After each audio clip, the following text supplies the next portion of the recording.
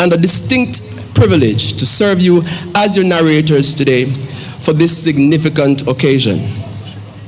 Today we unite in celebration of the outstanding achievements of our graduating class, recognizing their dedication, perseverance, and commitment to the noble call for service. We are delighted and we welcome you to the National Police College of Jamaica, where we take immense pride in presenting the newest cohort of officers. And of course, we take them into the ranks of the Jamaica Constabulary Force. We want to also acknowledge those who are joining us on the various social media platforms. To the graduating officers, while you wait to join us on the parade square, we want to say to you that we are all aware that today signifies the commencement of a noble and purposeful journey, as you have decided to contribute to safeguarding the well-being and the security of our communities.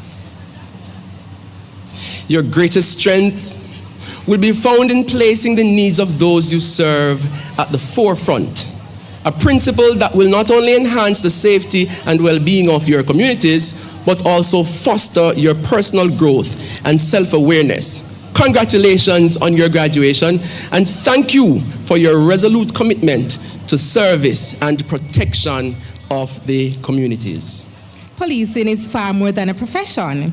It is a calling that demands selflessness, courage, unwavering commitment to duty, and as Mahatma Gandhi profoundly observed, a true fulfillment and meaning in life realized through service to others. We are profoundly honored to welcome you today as we continue our celebration of a force for good. Yeah, man.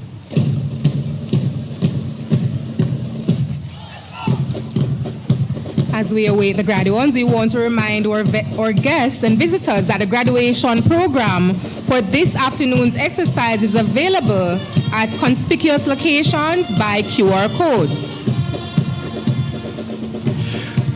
We're all assembled here today, of course, to participate in the passing out parade and award ceremony of batches 157 and 158 as they march onto the parade under the leadership of Parade Marshal Sergeant Hossein Lennon. The parade is advancing, ladies and gentlemen, to the harmonious sounds of the Jamaica Constabulary Force Band, expertly led by Mr. Doran McCarthy, the Deputy Superintendent of Police and Commanding Officer of the Jamaica Constabulary Force Band.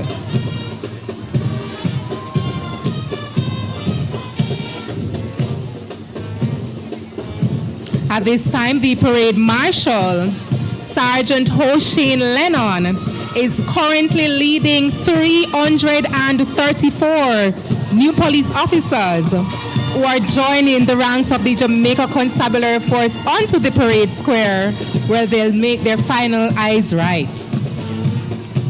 Ladies and gentlemen, without being invited to do so, put your hands together for them as they make their way onto the parade square.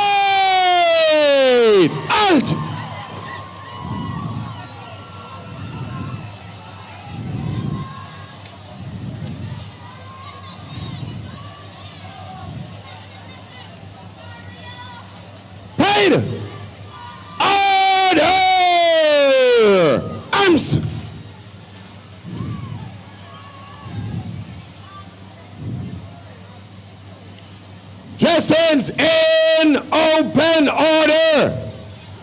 Right. Yes.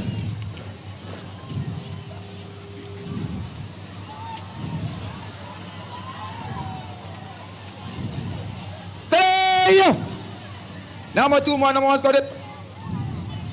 Stay! Number 4 man, just forward. Number 5, just forward. Move it. Number 5 man, just forward. Stay! Number 3 man, number 2 squad, just back. Stay! Number 4, just forward. Number 4, forward. Stay! Number 6, forward. Stay! Number 7, just forward. Stay! Just forward. Number 2 man, number 3 squad, just forward. Stay! Number 4, 5, just forward. Number 4 man, number 3 squad, just forward. Stay! Number 4, just forward. Stay! Stand still! Left, right!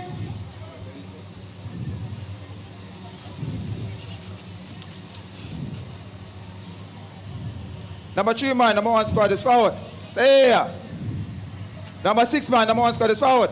Stay. Number 7 just forward. Move it. Stay. Number 4 man, number 2 squad is back. Stay. Just forward. Stay. Number 3 man, number 3 squad is back. Stay. Number 4 just forward. Stay.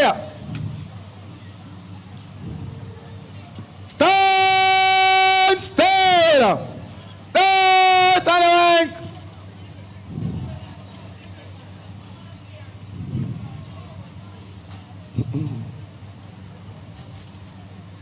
Number 6 man, number 1 squad just forward. Stay, just back. Stay, number 7 just forward. Stay. Number 4 man, number 2 squad just forward. Stay, just back. Stay. Number 2 man, number 3 squad just forward. Stay. Number 6 man, number 3 squad just back. Stay. Marker, number 4 squad is back. Stay. Stand still. Stand.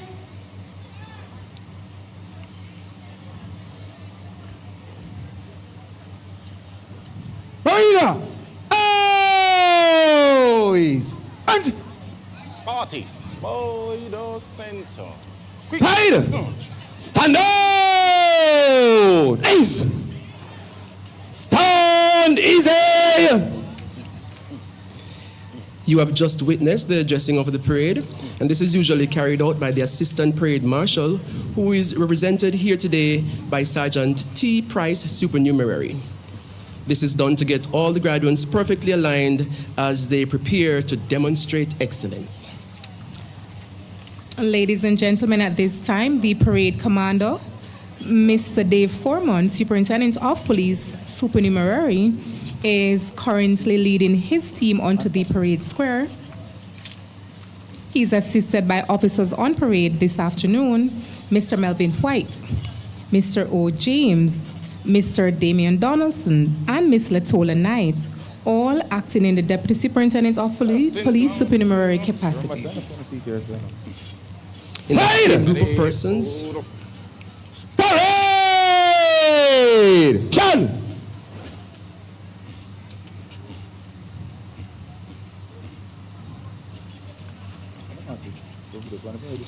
in that same group of persons, we have Inspector L. Gordon, Inspector D. Ellis, Inspector A. Douglas, and Inspector I. Mignot, all supernumeraries. And I would like to make an adjustment. It's Detective Inspector D. Ellis. Good afternoon, sir. Parade furnished 334 members of batches 157 and 158. As the parade marshal hand over the parade to the parade commander, we would like to take this opportunity to recognize the squad commanders and their assistants. Leading squad number 1, we have Sergeant R. Reeder, assisted by Corporal M. Mason, supernumerary. Squad 2, we have Sergeant M. Willis, assisted by Corporal O. McDougall. Squad number 3, we have Sergeant P. Francis, assisted by Corporal T. Price, both operating in the supernumerary capacity.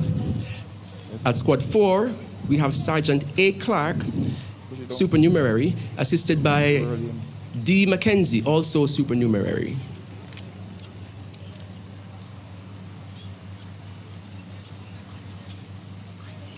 Squad 5, we have Sergeant D. Palmer, supernumerary, assisted by Corporal J. Montague, also supernumerary. Squad number 6, Sergeant V. Dyer, assisted by Corporal O. Brown, both being supernumeraries. Squad 7, Sergeant A. Douglas, assisted by Corporal J. Montague. Up! And they're both supernumeraries.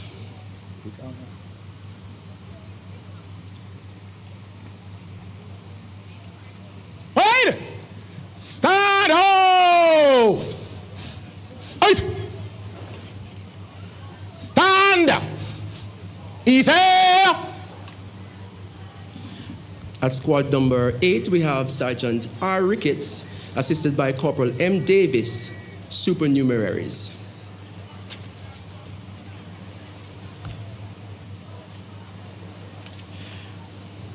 We just heard a whistle, and that indicates our first arrival, and we want to also acknowledge the presence of Mr. Merrick Watson, Assistant Commissioner of Police in charge of Training Branch.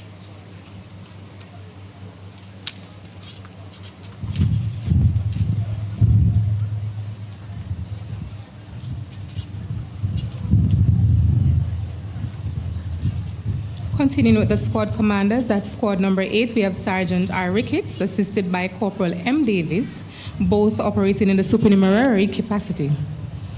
Squad 9, Sergeant A. Reed, assisted by Corporal J. Jones, both supernumeraries. Squad number 10, we have Sergeant O. Robinson, assisted by Corporal J. Dale, both supernumerary. And at squad 11, we have Sergeant A. Burford, assisted by Corporal T. Barnett, both supernumeraries.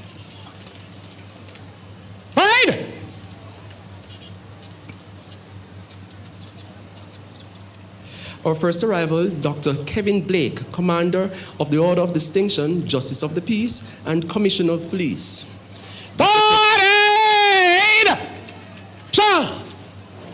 Dr. Kevin Blake has served the Jamaica Constabulary Force for over 22 years and was appointed Commissioner on March 19, 2024. He's being escorted by Mr. Merrick Watson, Assistant Commissioner of Police in charge of training, and Mr. Lawrence Ogilvie, Superintendent. Today he will receive a sword salute.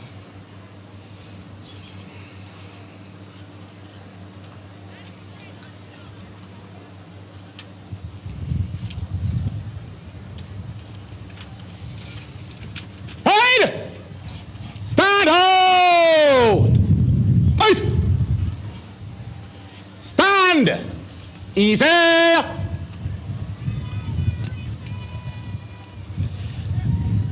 Just the final two squads, we have Sergeant C. Lewinson and assisted by Corporal N. McPherson, both supernumeraries.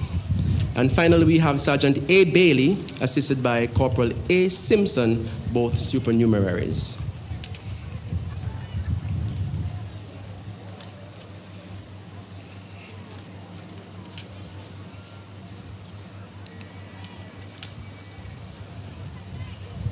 While we await the arrival of our second specially invited guest, we would like to tell you a little about the graduating batches, and we have batch 157, who commenced their basic training on March 25th, 2024, and we have the members of batch 158, who commenced their basic training on March 24th, 2024.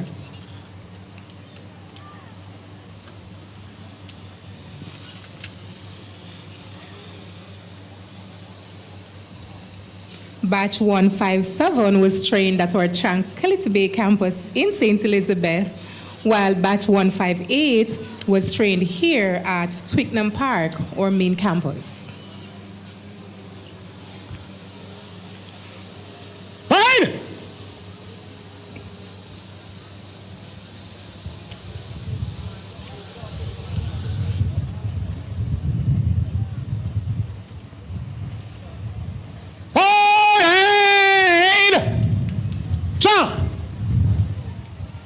Our second specially invited guest, ladies and gentlemen, is the Honorable Dr. Horace Chang, Order of Jamaica, Deputy Prime Minister and Minister of National Security.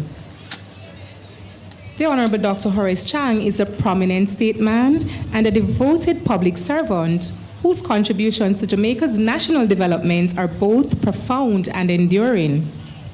His unwavering dedication to enhancing public safety, societal well-being, and national prosperity underscores a legacy of transformative leadership and strategic governance. This afternoon, he is being escorted by Mr. Merrick Watson, Assistant Commissioner of Police in charge of Training Branch, and Mr. Lawrence Ogilvie, Superintendent of Police and Commandant here at the National Police College of Jamaica. Today, he will be receiving a general salute. Head! Shoulder! Out! Ladies and gentlemen, please stand.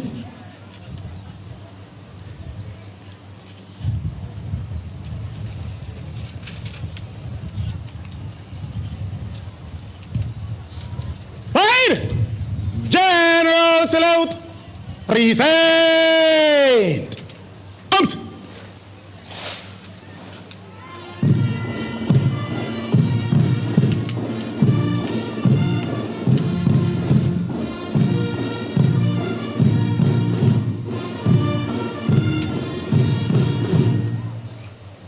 Right.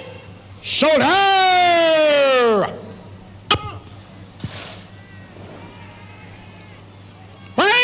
Order! Arms!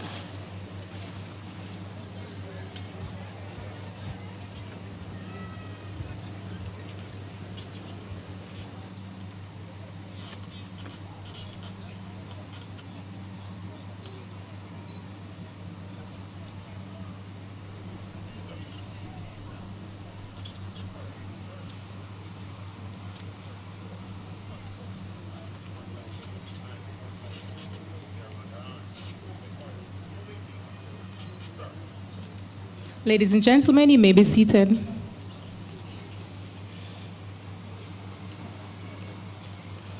The parade commander, Mr. Dave Foreman, Superintendent of Police, Supernumerary, has approached and reported on the status of the parade to the minister. And now he is accompanying the minister along with the team of persons to review the parade. The team I make mention of is Mr. Merrick Watson, Assistant Commissioner in charge of Training Branch and Director of the National Police College of Jamaica, Mr. Lawrence Ogilvie, Superintendent of Police, and Mr. Dave Foreman, Superintendent of Police, Supernumerary, of course, and he's the parade commander. Ladies and gentlemen, we'd like to take this opportunity to acknowledge some of our specially invited guests.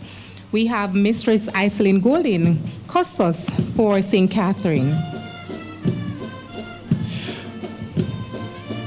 We have Mr. Clifford Blake, Deputy Commissioner of Police, Inspectorate and Professional Standards Oversight Bureau. Mistress Karina Powell Hood, Deputy Commissioner of Police with responsibility for the Force Development and Logistics Portfolio.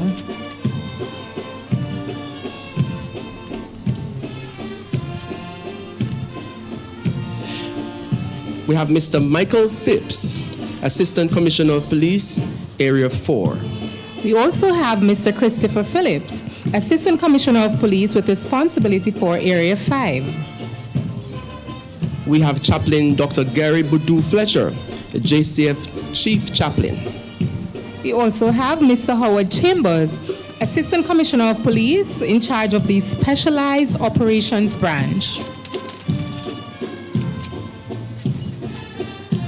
We have Ms. Charmaine Shand, Assistant Commissioner of Police, Community Safety and Security Branch. We also have Mr. Kirk Ricketts, Assistant Commissioner of Police in charge of the Intelligence Branch. We have Ms. Anne-Marie Blake Johnson, Superintendent of Police, Administration and Support Services Portfolio. We want to acknowledge Mr. Petrie Rowe, Superintendent of Police, and he's assigned to the Force Development and Logistics Portfolio.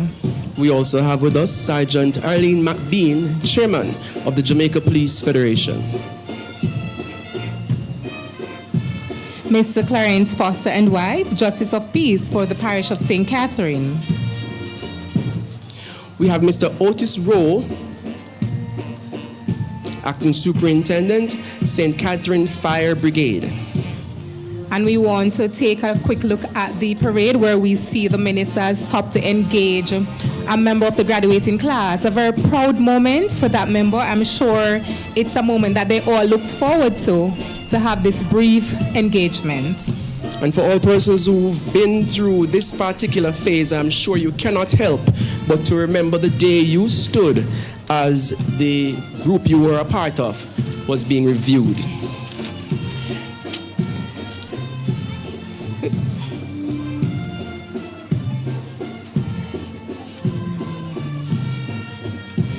Continuing with our specially invited guest, we have Mr. George Coelho. And of course, he's in charge of the Quest Security Services. We also have with us Reverend Stacy Layla Knowles, Assistant Chaplain for the Non-Geo 1 formation. We also want to acknowledge Ms. Stacy Ann Powell, who is in charge of the Police Emergency Control Center. We also have Sharon Lee, and she's representing the RGD. Continue to gaze out on the parade square. You will see the reviewing team. They've made another stop and they are having a short conversation with another graduate.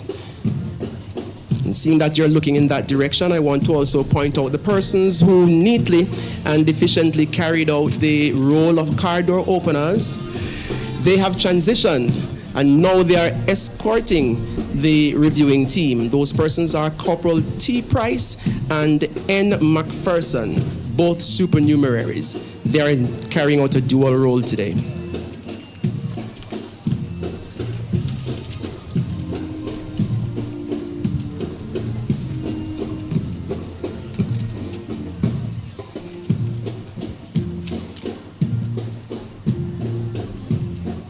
We want to at this time acknowledge Mr. Richard Stewart, a Deputy Commissioner of Police with responsibility for the crime and security portfolio.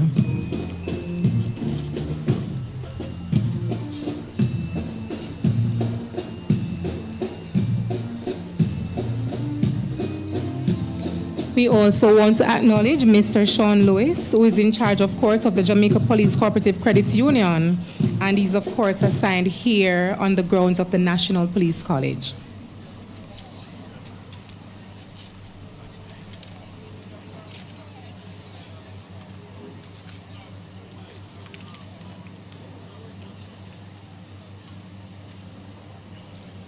Ladies and gentlemen, as the reviewing party make their way to the Jamaica Constabulary Force Band, we would like to keep you up to date with all the things that have been happening with the National Police College of Jamaica and by extension the Jamaica Constabulary Force.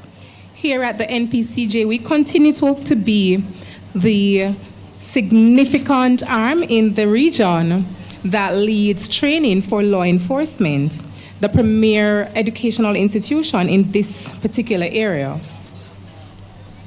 Through rigorous academic programs, cutting-edge tactical training, and leadership development initiatives, the college plays a pivotal role in shaping the future of policing in Jamaica and the wider Caribbean. As we continue the transformation process, ladies and gentlemen, the transformation and advancements do not only continue to take place within our personnel, but also within our policing methods, and also shows a fundamental shift in how services are delivered by our police officers as we continue to try our very best to exceed the needs of our Jamaican people, and of course those who are visiting as well, that we continue to serve on a daily basis. A pivotal pillar of this modernization effort in the Jamaica Constabulary Force, the National Police College of Jamaica, the premier institution for law enforcement, education, and professional development. The National Police College of Jamaica is not merely refining its training curriculum, but is actively pursuing national and international accreditation, further cementing its status as a center of excellence in policing and public safety education. Now, the graduates we're looking at today, batches 157 and 158, they have completed almost 1 year of basic training. And ladies and gentlemen, beyond the classroom, they are also exposed to on-the-job training, which serves as a critical bridge between what they learn here in the classroom, that is their theoretical lessons, and what happens in the real world. Under the mentorship of seasoned officers, recruits engage in practical field exercises, enabling them to apply their knowledge in complex real-life scenarios. This experiential learning process does not only help them in their decision-making abilities, but also instill the values of professionalism, discipline, and service-oriented policing. Ladies and gentlemen, the parade commander has just thanked the minister and team for the review and has sought and received permission to carry on with the remainder of the parade.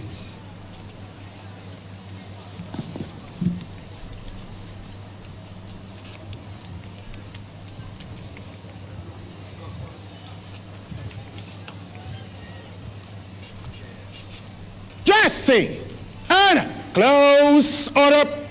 Roll it. Dress.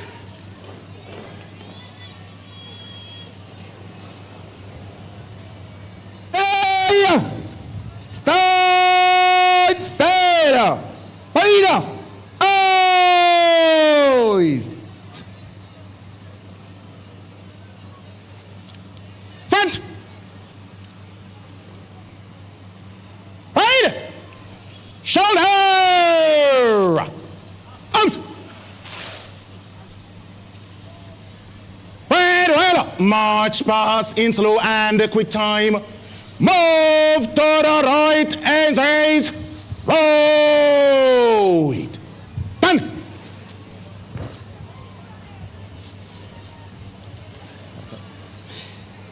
The Jamaica Constabulary Force remains a force to be reckoned with. This year, we will be hosting our Expo 2.0 2025 under the theme Transformation, People, Quality, and Technology. And this is, of course, with an extended experience to Montego Bay. Right. Wide that left. Slow. March. The Expo will be held on June 19th and to 22 at the National Arena and at the Montego Bay Community College. We now invite you, ladies and gentlemen, to get your cameras out, as this is where the graduates will be going around the parade square, of course, in slow and quick time. It provides an opportunity for you to, of course, capture all that is happening on Vigil Square. As you get in position, please remember those persons who are seated, try not to hinder their view so that we all can enjoy the show.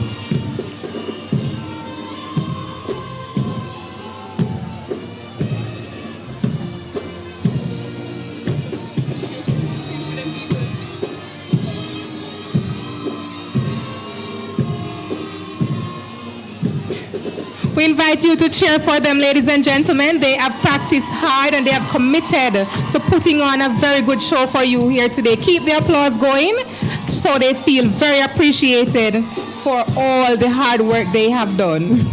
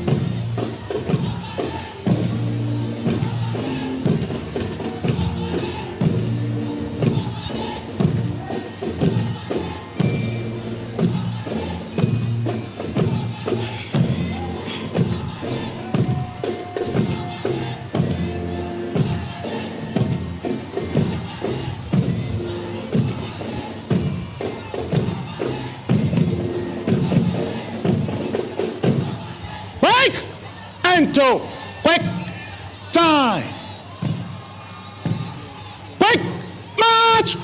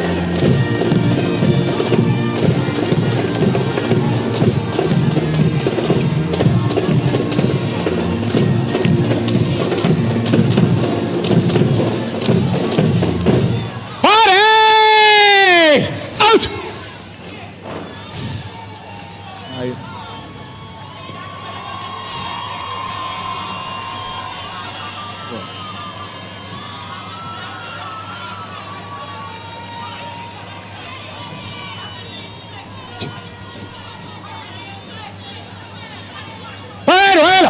Advance. Lay. 10. Right.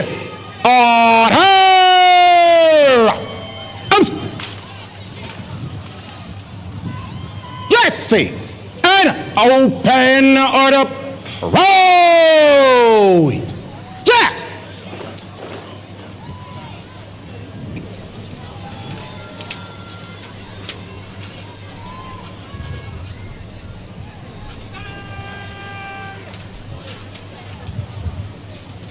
Steady.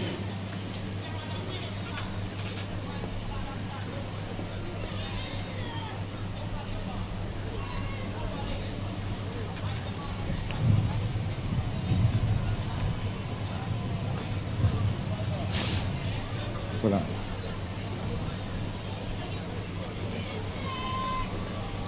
Turn out. Stand still. The front rank.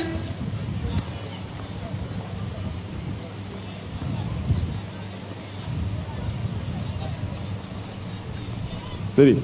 Second man, shuffle forward. Second man, center rank, shuffle forward. Steady. Sixth man, shuffle forward. Steady. Seventh man. Steady. Stand still. Right, man.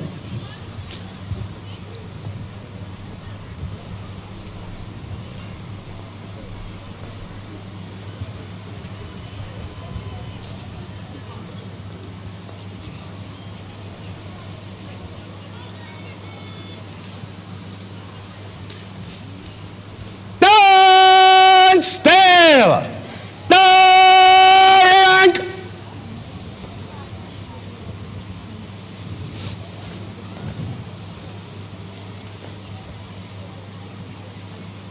Right.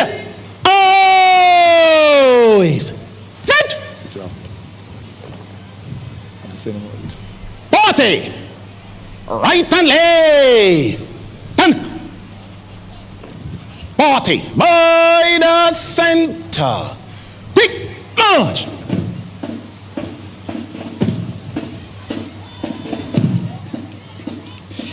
The parade commander and his team is now exiting the parade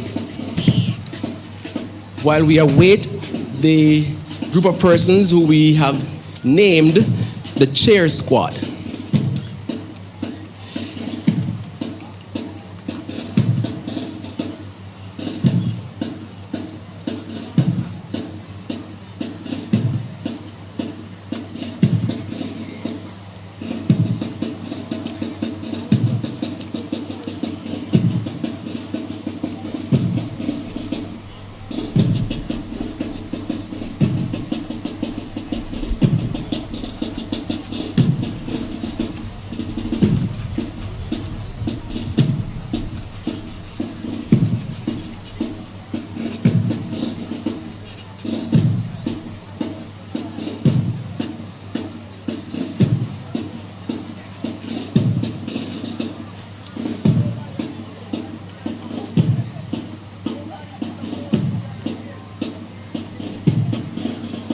Ladies and gentlemen, as we await the members of batches 159 and 160, we want to take a very good look at the graduates as they stand on the parade square. And we want to give them another round of applause. They have been doing extremely well. Put your hands together for them.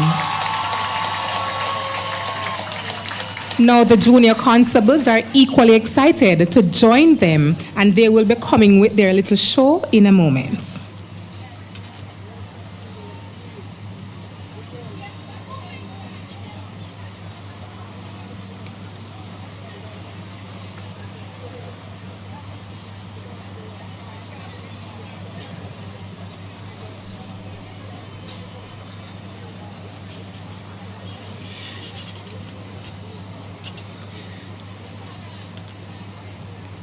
Every now and again we experience something new, and we want to just acknowledge the persons who continue to pray for our graduates. And in this case, we heard a group of persons making sure that they pray out loud, and they were saying, "Cover them, Jesus, cover them."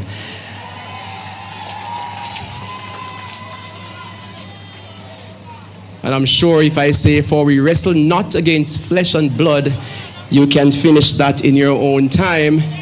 We hand over to the persons responsible for taking us into the next phase. They're standing by and we're ready to go.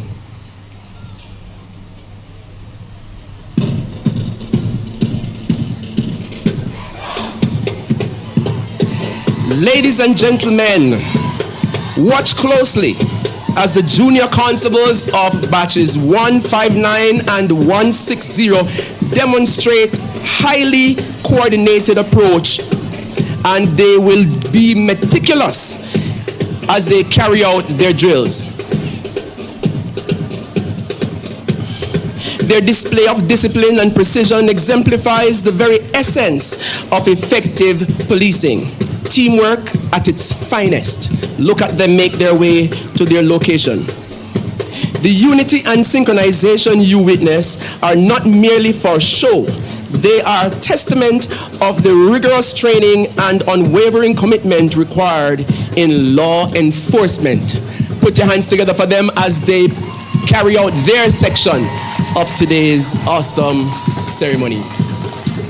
I'm sure you've also observed that the graduates themselves has also reformed as they too are making themselves ready for the next phase of the graduation exercise, and I'm sure you will all enjoy that very interesting segment.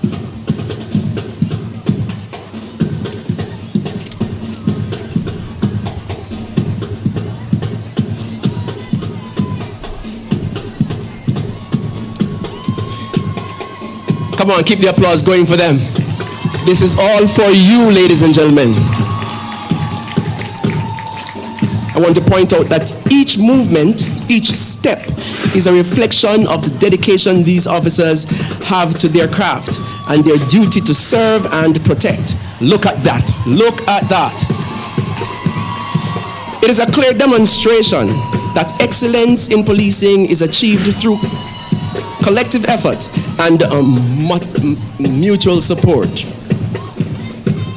Their performance today is not just a display, it is celebration of their journey, their growth, and their readiness to uphold the law with integrity and honor. Put your hands together for them. They're doing excellent.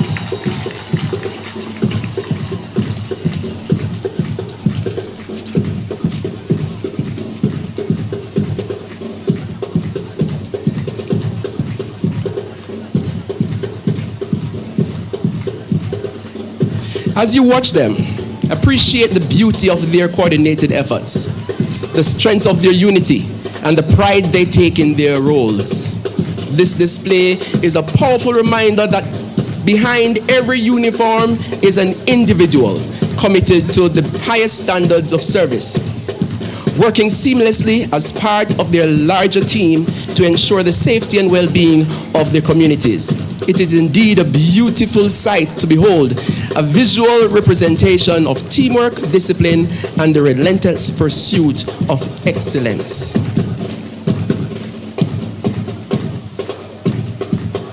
Look at that. Come on. Give it up for them.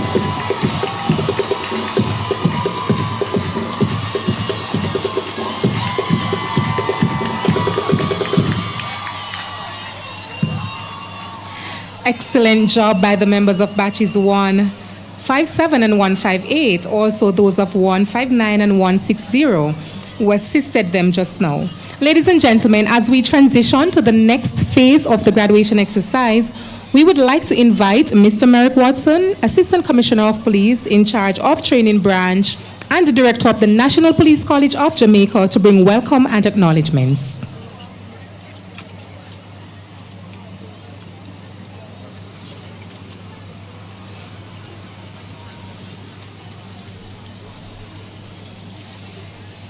Thank you very much, Sergeant Hassock. Honorable guests, special invitees, ladies and gentlemen present at the Twickenham Park campus of the National Police College of Jamaica, and those present on the virtual platform. It gives me great pleasure to extend to you a warm welcome to the Pass Note Parade of batches 157 and 158. I would like to acknowledge the presence of and extend welcome to our esteemed Minister of Government, the Honorable Dr. Horace Chan, Deputy Prime Minister and Minister of National Security, who has policy oversight for the Jamaica Constabulary Force. I would also like to acknowledge the presence of our Commissioner of Police, Dr. Kevin Blake, a leader who inspires confidence and trust in the people of Jamaica and the men and women he leads. Welcome is also extended to Mr. Corella Morrison, Justice of the Peace, representing the custos for the parish of St. Catherine. Let me also acknowledge the presence of Mr. Clifford Blake, Deputy Commissioner of Police, with responsibility for the Inspectorate and Professional Standards Oversight Bureau. Mr. Richard Stewart, Deputy Commissioner of Police, with responsibility for the Crime and Security Portfolio. Mrs. Karina Powell Hood, Deputy Commissioner of Police, with responsibility for the Force Development and Logistics Portfolio. Dr. Gary Boudou Fletcher, Chaplain to the Jamaica Constabulary Force. Other members of the Executive Management Board of the JCF, and there are some ACPs here that I would like to make mention of. ACP Charmaine Shand, ACP Kirk Ricketts, ACP Christopher Phillips, and ACP Michael Phipps. Colleagues from the respective formations across the length and breadth of the JCF, Sergeant Arlene McBean, Chairman of the Jamaica Police Federation, the amazing faculty and staff of the National Police College of Jamaica, Justices of the Peace for St. Catherine, Mr. Clarence Foster and Mrs. Foster, Ms. Teresa Brown from the USA Department of Homeland Security.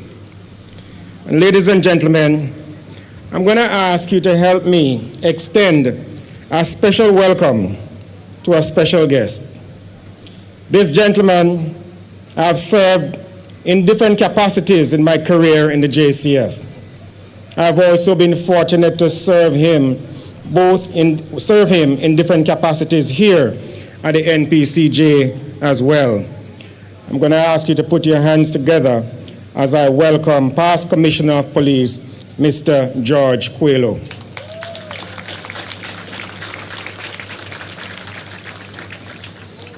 Distinguished guests, proud families, esteemed colleagues, and most importantly, batches 157 and 158.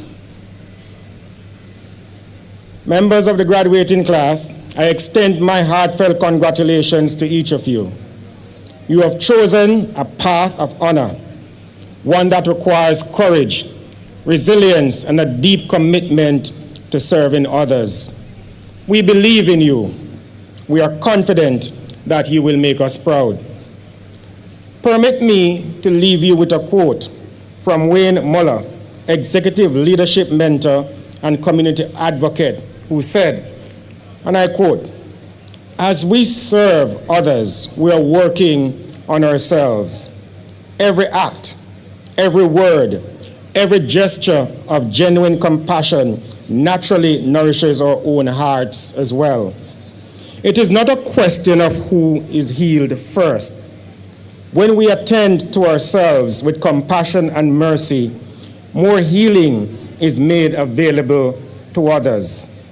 And when we serve others, it is with an open and generous heart.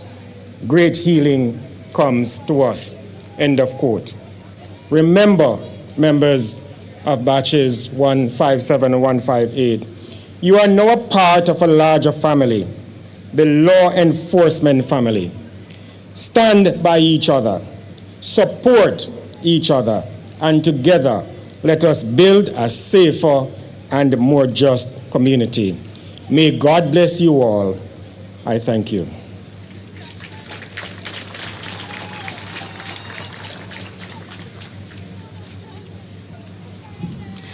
Put your hands together once more, ladies and gentlemen. Mr. Merrick Watson, ACP in charge of the training branch. Next, we have the valedictory address, and the valedictorians are number 25643, Constable Rihanna Square of batch 157, and number 25820, Constable Joshua Parker of batch 158. Constable Square hails from the Treadways in the St. Catherine, and she attended the McGrath High School, where she obtained 15 CSEC and CAPE subjects combined. Her hobbies include reading, singing, and sporting activities, which led to her being the captain of her high school netball team. She is guided by the philosophy, we are what we repeatedly do. Excellence then is not an act, but a habit. A famous quote from Aristotle. Constable Parker is from Elgin District, Manchester, and he attended the Carteret College, where he obtained 18 CSEC and CAPE subjects combined. There he also participated in numerous clubs and societies and captained the American football team. His hobbies include reading, drawing, listening to music, and playing football. He's guided by the philosophy, surrender is not an outcome far worse, or is an outcome rather far worse than defeat, for it is the trait of lesser men. An influential quote from Akira Toriyama. Ladies and gentlemen, Constables Ryan Esquire and Joshua Parker.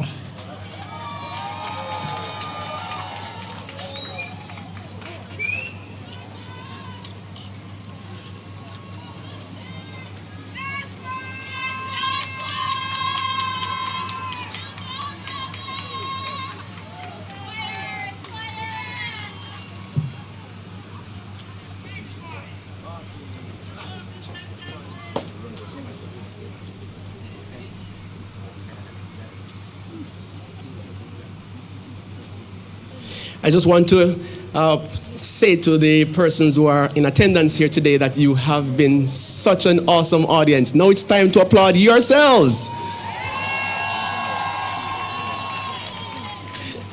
Every now and again we see a group of persons that we have to give a higher grade than the previous, because now it is really an amazing feeling to have the family and friends join us to celebrate these awesome persons out here. They've worked really hard for you, and everything that you're seeing today is being done for you. The powers that be could have caused them to graduate without this setting, but of course we wanted you to participate and to help them or to rejoice with them. So we just want to keep the applause going and let them feel like you really, really appreciate them for all the work that they've done. Our valedictorians are here, and the next voice you hear would be theirs.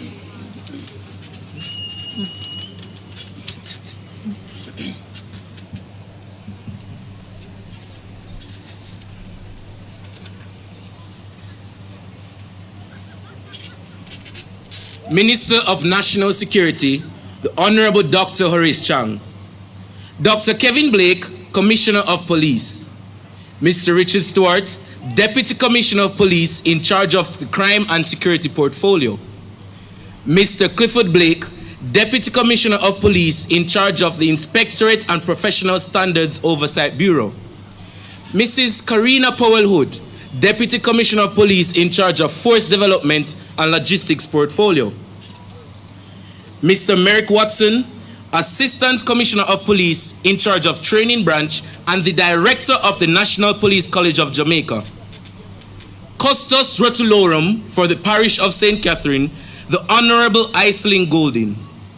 Other gazetted officers, members of the rank and file, specially invited guests, friends, families, well-wishers, and of course to you, our cohorts of the graduating batches 157 and 158. Good afternoon. I am number 25820, Constable Joshua Parker. And number 25643, Constable Ryan Esquire. Valedictorians of the graduating batches 157 and 158. Ladies and gentlemen, what greater honor is there than to serve one's country? And what greater men are there than those that have pledged mind, body, and soul to the security and prosperity of their people? Ladies and gentlemen, seated before you are 134 men and women who have established themselves as protectors of the peace, defenders of the people, constables of police. Please make no mistake, this was no sudden flight, for it began on March 24, 2024, the day we put down our civilian life and took up the banner of a recruit. And boy, oh boy, what a transition it was. We departed from our homes driven by a shared vision to embark on this transformative journey. 185 members to the Twickenham Park campus and 150 members to Tranquility Bay campus. As the gates opened, the first and most important lesson of training became apparent, and that of discipline. We were welcomed by members of the instructional staff, some of whom later became mentors to us.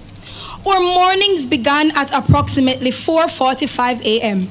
We formed up in our squads, each led by a class captain or their designate, and had to account for each member of their squad. Thus, the importance of and the ability to give a proper account of government personnel and property, as well as the confidence to take charge at any moment, was ingrained in every single one of us. After muster, we would head to our morning discipline, which for the first few weeks consisted of only physical training. The instructional staff pushed us to the limit morning after morning.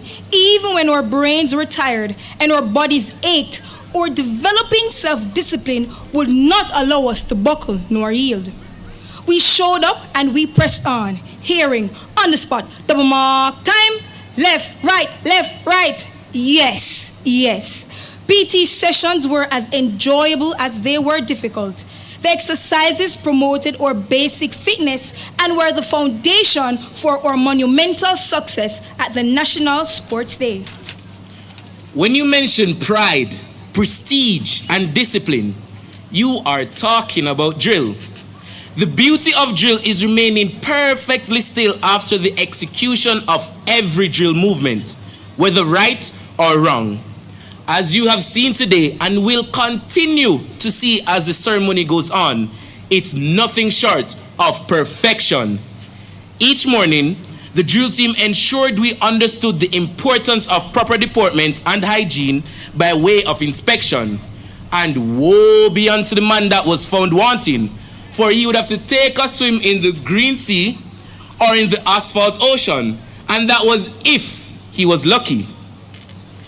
The sessions were grueling, constantly hearing, "Unna ready, you know," whenever we faltered, and "not bad, but it still not look good," whenever we performed well. The drill team were diligent in their instruction, bringing the batches to a standard where 32 of our females were chosen to perform at Grand Gala in celebration of 75 years of women in the JCF.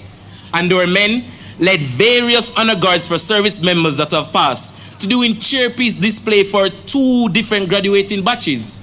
They say self-recommendation is no praise, but take it from me, we did an excellent job.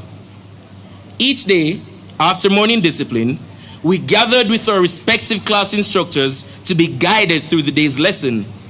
We were made aware of the powers we held as constables, but more importantly, how to use that power responsibly.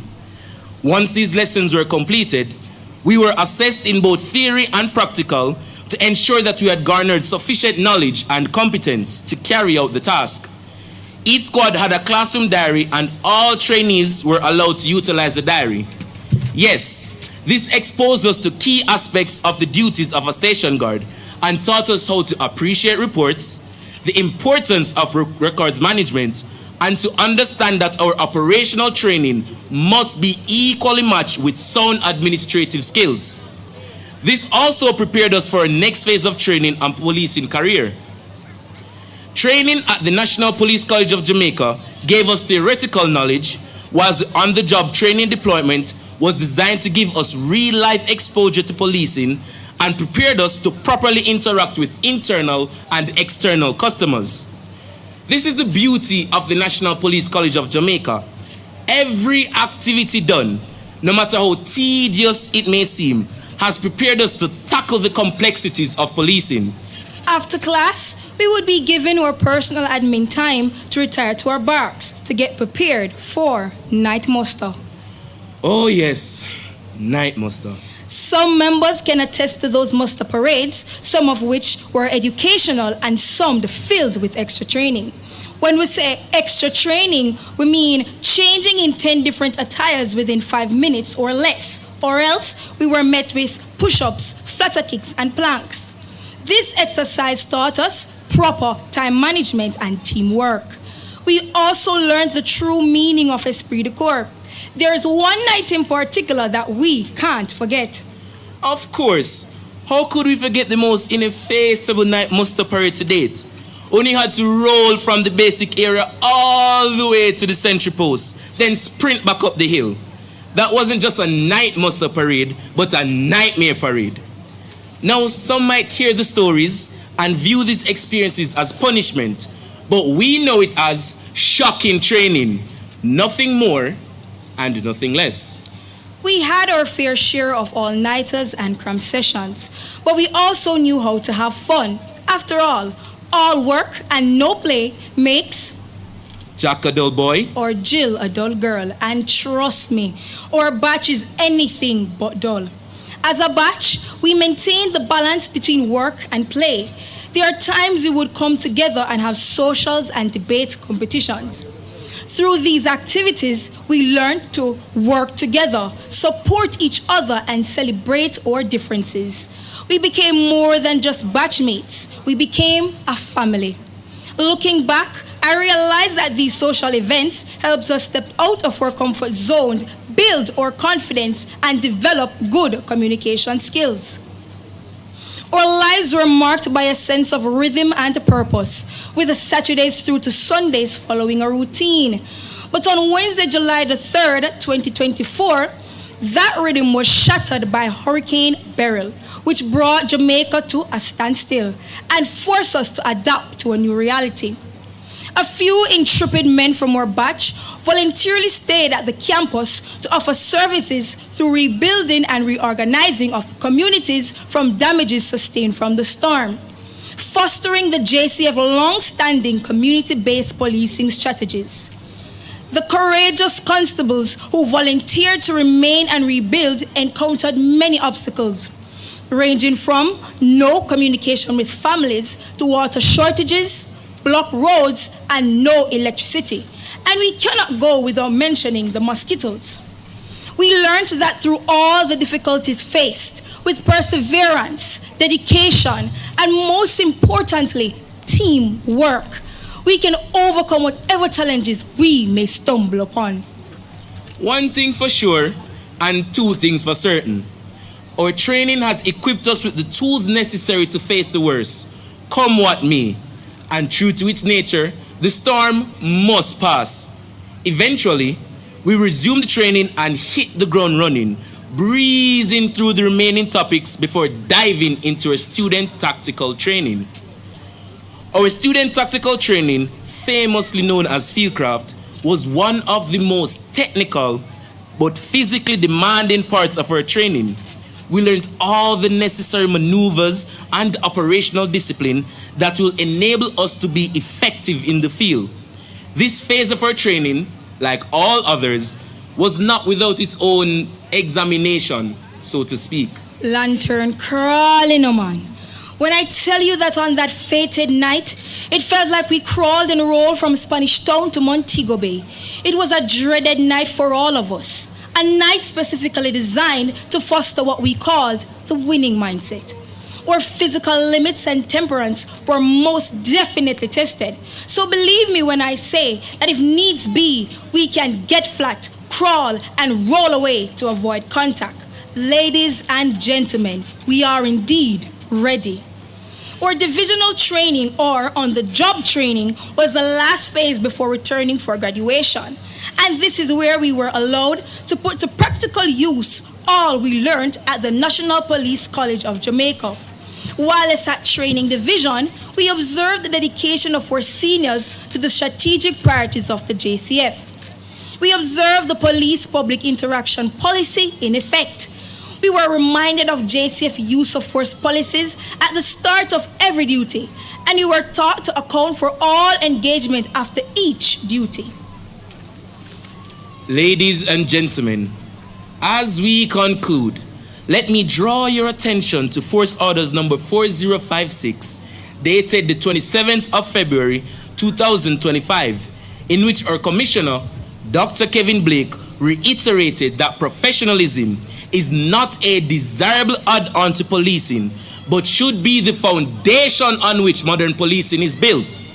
We, the members of batches 157 and 158, commit to the highest level of professionalism as we serve the people of Jamaica in our capacity as police officers, without favor or affection, malice or ill will.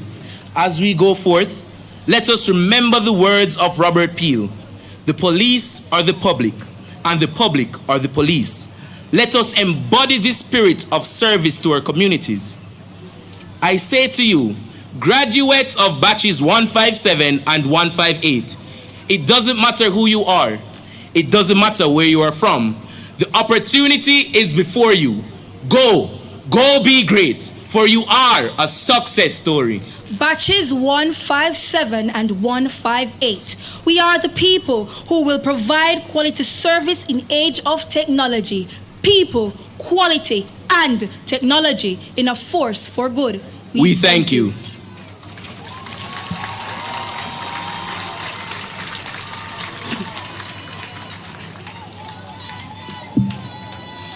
Congratulations to our valedictorians on a truly inspiring address. Your words have captured the journey, resilience, and a bright future ahead. Put your hands together for them once more.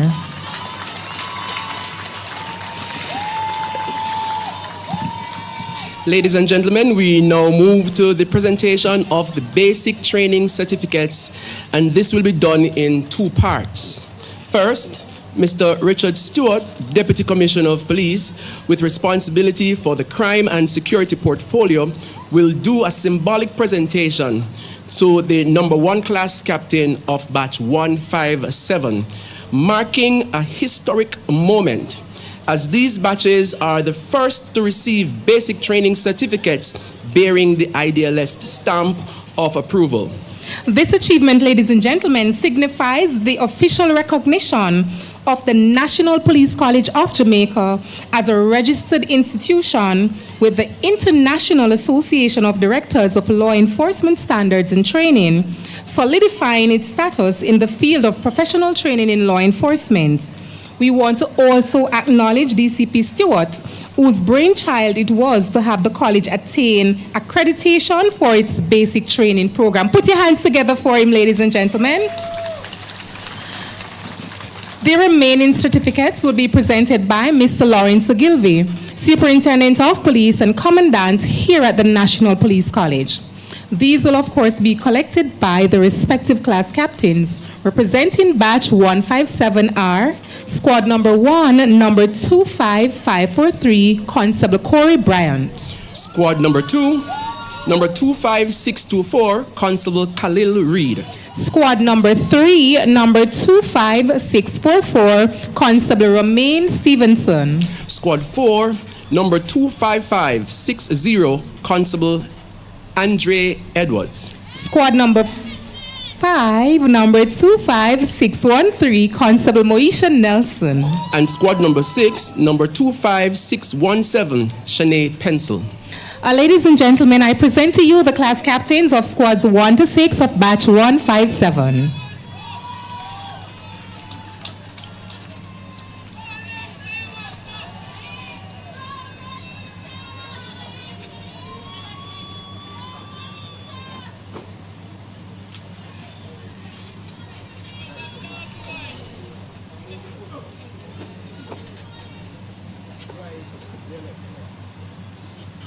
We want to take this opportunity to tell you a little more about Idealist, which is a US-based organization that focuses on enhancing law enforcement, training and standards globally. Here at the National Police College of Jamaica, Idealist plays a role in training, accreditation, and certification of programs, ensuring that the Jamaica law enforcement aligns with international best practices. Their involvement includes training programs to improve and offer skill and leadership, accreditation of the basic training course to meet international policing standards. We also the collaboration on modern policing techniques, use of the technology and investigative methods.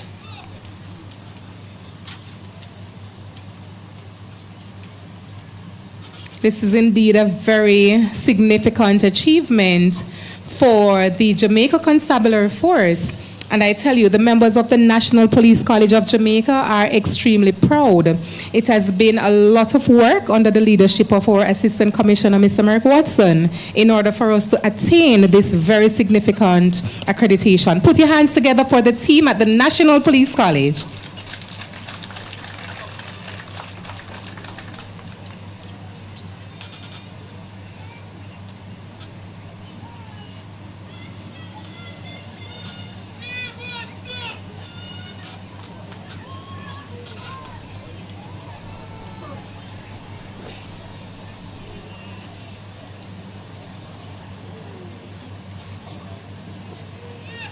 Class captains of batch 157, put your hands together for them once more.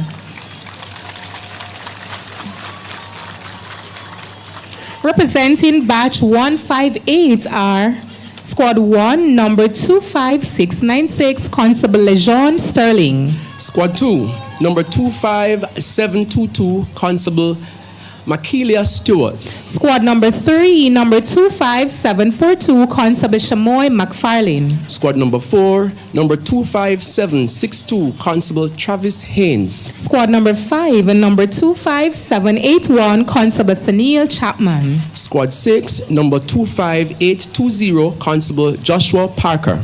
And squad number 7, number 25831, Constable Malik Brooks. Ladies and gentlemen, I present to you the class captains of squads 1 to 7 of batch 158.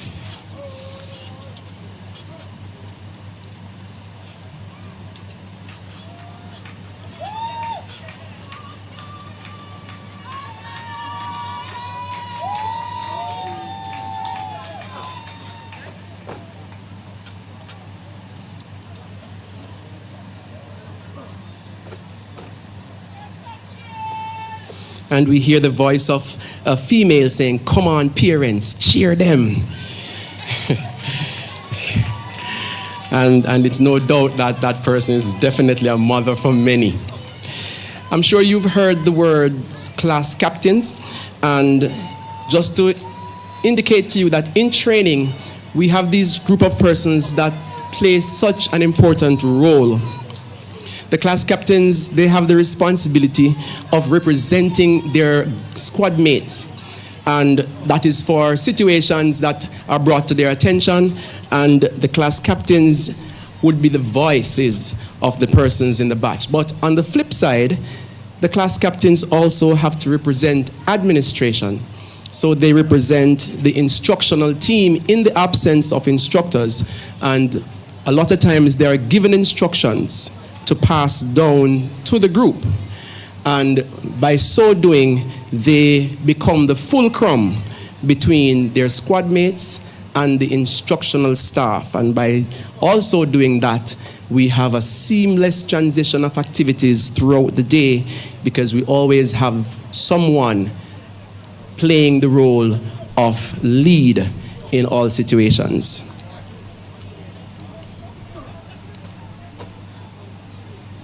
We want to again say well done to the class captains for the role they played. Please put your hands together one more time for the class captains. We will now have the presentation of the individual awards, and there are 4 areas of recognition, namely Best Marksmanship Principles, Highest mark obtained, Best Leadership Qualities, and Best all-round performance. The first awards is being presented to the persons or recipient for the Best Marksmanship Principles. This will be presented by Mr. Lawrence Ogilvie, Superintendent of Police and Commandant of the Faculty of Initial and Probationary Training. The recipients are number 2546, Constable Joel Clark, and number 25721, Constable Coy Smith. Constable Clark is from Old Harbor, St. Catherine, and he attended the Old Harbor High School, then the Portmore Community College. He then participated in the Jamaican National Service Corps and later garnered relevant customer service and managerial experiences in the business processes outsourcing sector. His hobbies includes playing music and video games.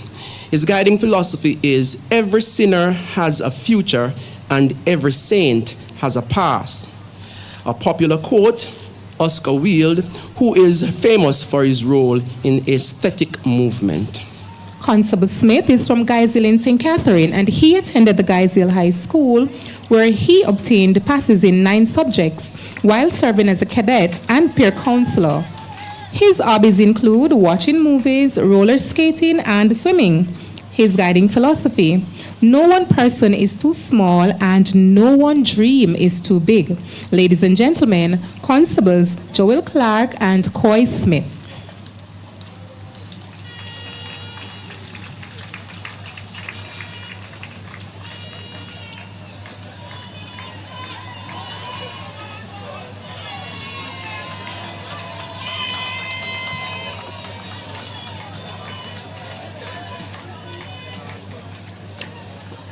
The constables selected for the award of Best Marksmanship Principles must exhibit superior proficiency in the operation, maintenance, and handling of all weapon systems for which they have been trained here at the National Police College of Jamaica. Best Marksmanship Principles, put your hands together for them once more.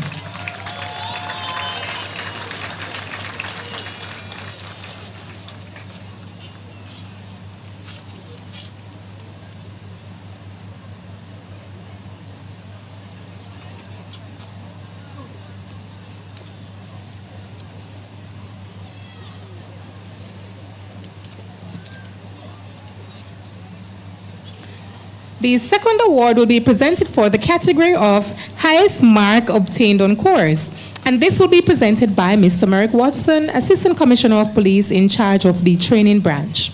The recipients are number 25747, Constable Crystal Stewart of Batch 157, and number 25703, Constable Kadeen Bryan of Batch 158.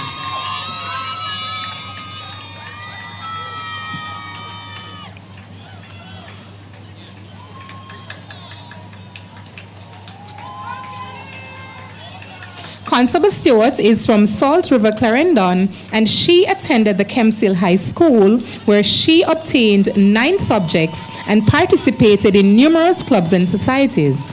She has garnered numerous life skills and also pursued a diploma in practical nursing. Her hobbies include socializing, reading, and watching movies. She's guided by the philosophy: success is not final, and failure is not fatal. It is the courage to continue that counts, a popular quote from Winston Churchill. She obtained an average of 88.7%. Constable Bryan is from Painland, Kingston 11, and she attended the Morant Bay and Tivoli Gardens high schools and obtained 9 subjects.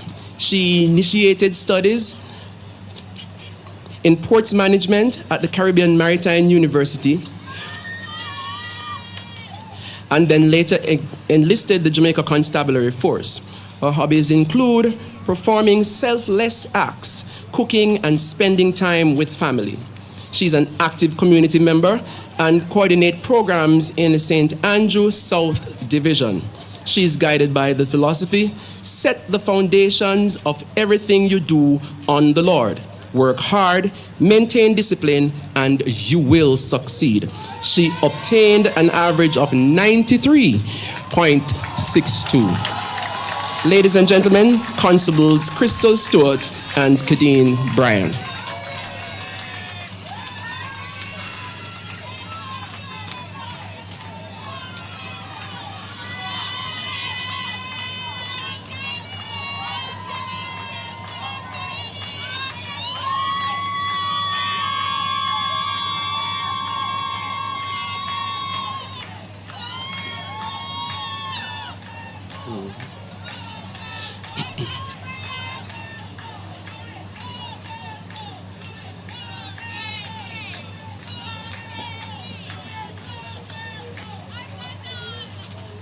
The constables achieving the highest overall score in course has demonstrated exceptional mastery and proficiency across all academic dimensions of the basic training program.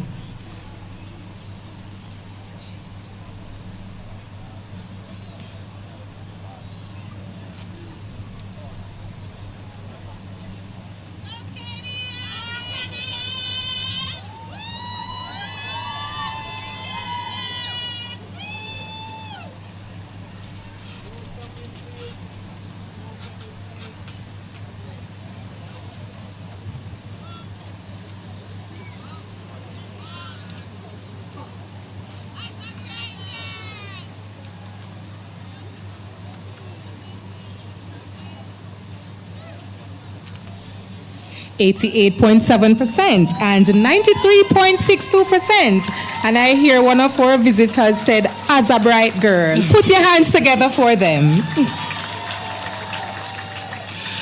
Our third award is being presented for Best Leadership Qualities. This will be presented by Dr. Kevin Blake, Commissioner of Police. The recipients for this award are number 25624, Constable Khalil Reed of batch 157, and number 25726, Constable Travis Haynes of batch 158. Constable Reed is from Barrettstown, Montego Bay, St. James, and he attended the Rosses High School where he obtained 15 CSECs and CAPES combined.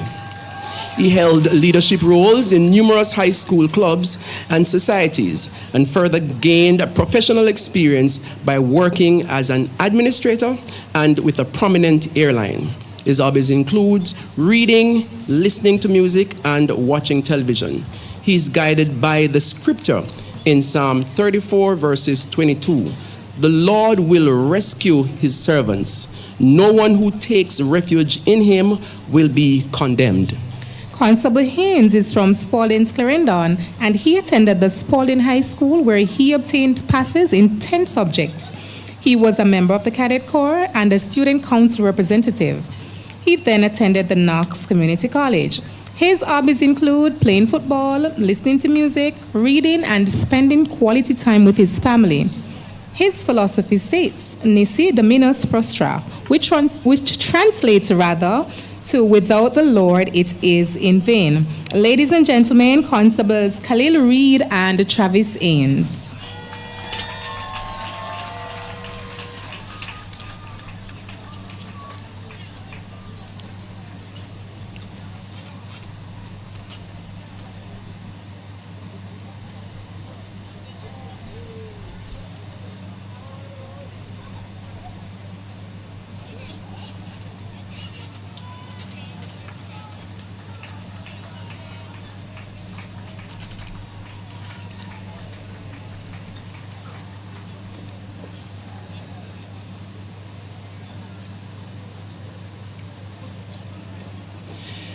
The constables recognized for exhibiting exemplary leadership qualities embody a range of exceptional attributes. These include self-awareness, respect, empathy, strategic vision, learning, agility, courage, and resilience.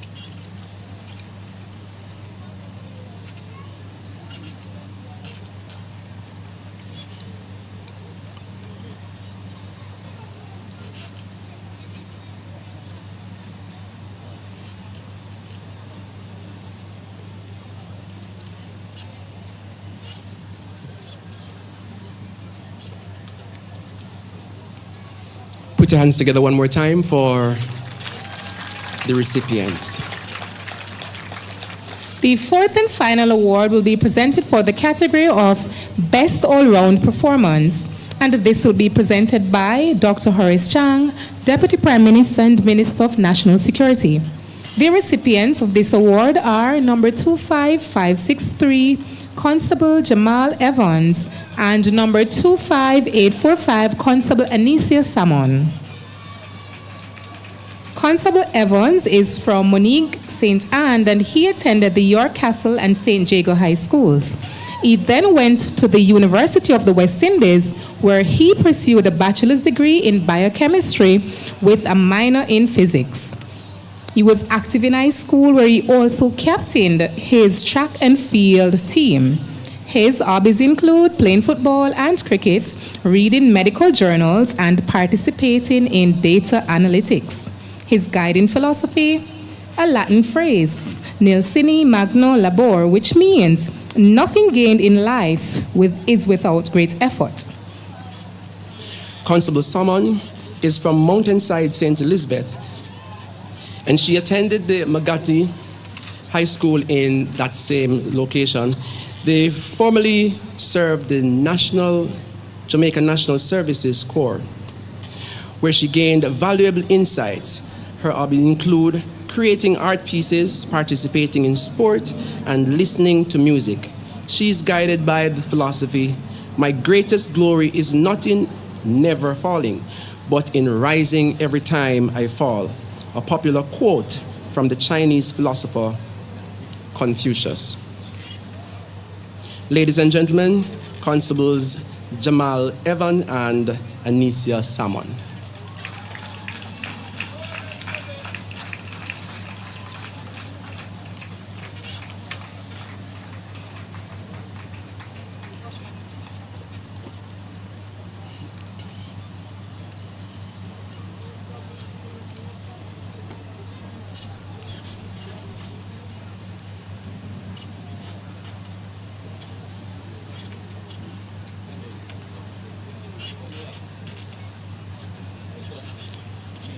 The Best All-Round Award is conferred upon the constable who demonstrate exemplary performance across all facets of basic training.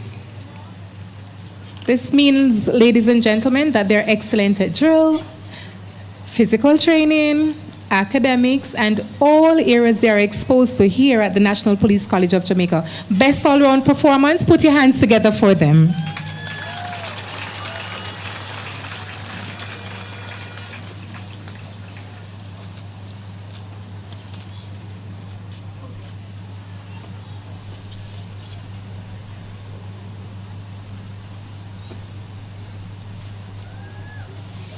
We want you to put your hands together for all the persons receiving awards just now. They have done extremely well.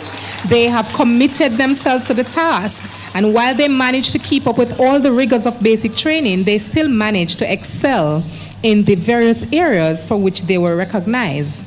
Ladies and gentlemen, at this time, I want you to help me welcome our keynote speaker, our Deputy Prime Minister and Minister of National Security, the Honorable Dr. Horace Anthony Chang.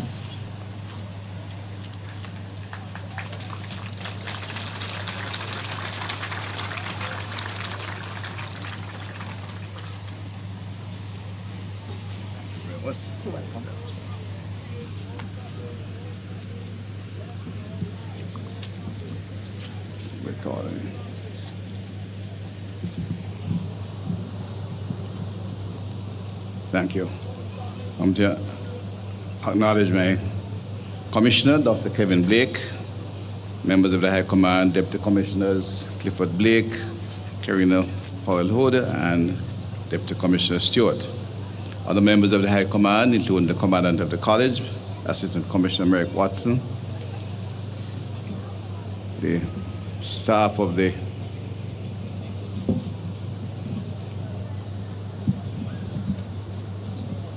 staff of the National Police College, members of the management team, officers and members of the Jamaica Consular Force and its auxiliaries, representative from the Jamaica Police Federation. I think Sergeant Arlene McBean is here and our supporting team, relatives, friends, and well-wishers, members of the media, ladies and gentlemen, and of course the graduates, their relatives, friends, and well-wishers.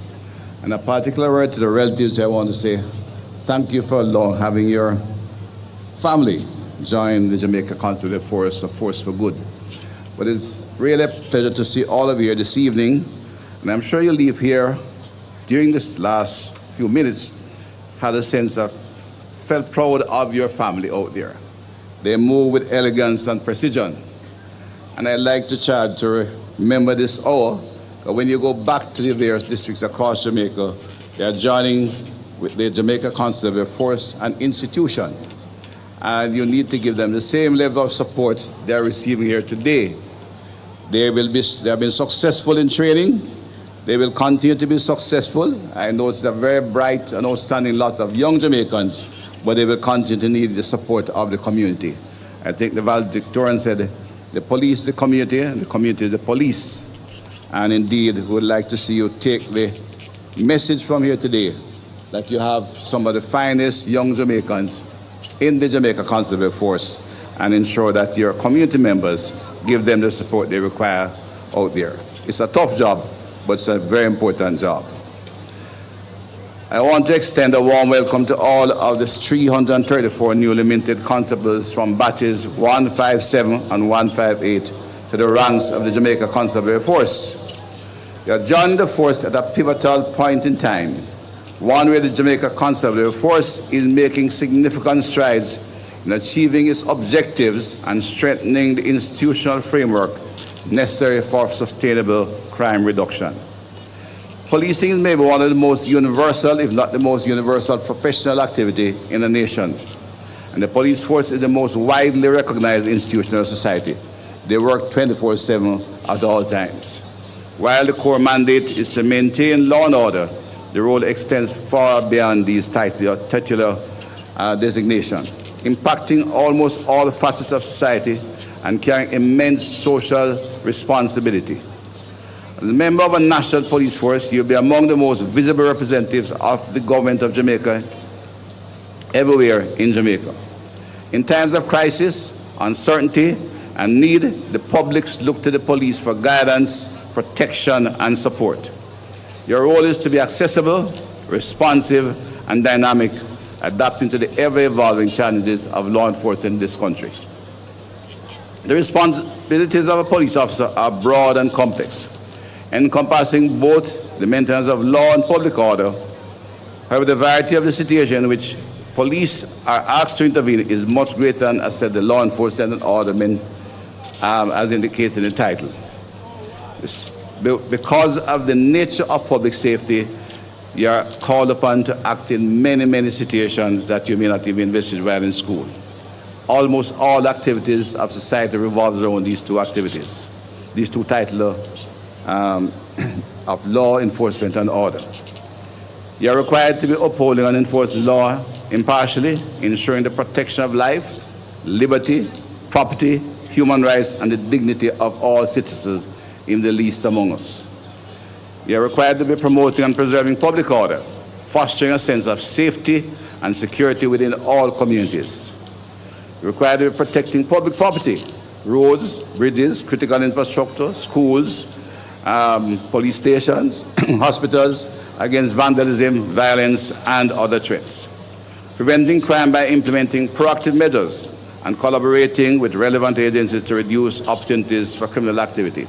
Work in your community, in the CSSB branches, with the Community Security and Safety Branch, in prevention, while at the same time being present to deter those who might be seeking to go in the wrong direction. You have to be recording and investigating complaints, all kinds of complaints, with accuracy and urgency, ensuring that every concern brought to the police is acknowledged and addressed with professionalism and dignity, apprehending offenders and supporting prosecutions, ensuring that justice is served in every aspect and for everyone. You have to be out there building trust with communities, preventing conflicts and promoting peace, managing road safety and traffic flow, ensuring that orderly movement of people and vehicles on our roads and highways moves smoothly. The movement of people and traffic from work to home, socially or otherwise, is critical to the smooth running of a country and in fact to the efficiency of the entire operation of the economy. As you embark on what is a noble profession, remember that policing is not just about enforcing laws, it's about serving and protecting the people of Jamaica and your community in particular. You're now part of a proud legacy of service, integrity, and commitment to justice. As police officers, you represent the civil authority of government. Therefore, as Minister of National Security, it is my duty to address you on the responsibilities you now bear and the philosophy of policing as expected of you that has been developed by the leadership of the Jamaica Constabulary Force and indigenous leadership, that meaning Jamaicans who preceded you in the police force. To the point, Commissioner Kevin Blake, who leads the force today, is leading you in the transformative process, but new directions as we build out a true policing philosophy for Jamaica. You as a professional of immense responsibility and authority, one that must be exercised with integrity, wisdom, and restraint. And indeed, I can see from the presentation of not only of the awards, but the valedictorians today, you have an outstanding bright batch of constables, Commissioner Blake. The power vested in you is not to be abused, but rather to be used in service to people. Every police officer must conduct themselves with due courtesy, decorum, and professionalism, especially when interact with senior citizens, women and children, and many of the disadvantaged who look to the public for support and protection. Our police force must serve as protectors and guides, particularly for the most vulnerable members of society. Those who find themselves in distress on our streets are in need of urgent assistance. You are entrusted with the duty of aiding victims of crime and accidents, ensuring they receive the necessary medical attention and support without delay, while in fact apprehending those who might have been perpetrators of crime. Stepping into the world of policing is no small undertaking. The weight of your duty is significant, but you have been trained to carry it with dignity and professionally. As you continue to grow in your career, your responsibilities will expand and your knowledge and experience will deepen. Draw upon your training and remain committed to the principles of professionalism, fairness, and justice. Crime prevention, law enforcement, and public order are interconnected with every aspect of society. As officers of the law, you must always conduct yourself with integrity, impartiality, and respect of the rights and dignity of every citizen. It is through this approach that public trust is earned and maintained, creating a society that is both secure and just. You are here today with your family, who you will protect and will treat with justice. You left their home some months ago as high school graduates. Today you leave from here as trained professionals, young Jamaican professionals with a vast responsibility in law enforcement and public order to protect where all of Jamaica is now your family. We will work together to protect them and serve them with dignity. Policing has evolved significantly over the years. As societies have grown and traditional institutions of socialization and control, such as the family, schools, and the church, have seen a decline in their influence.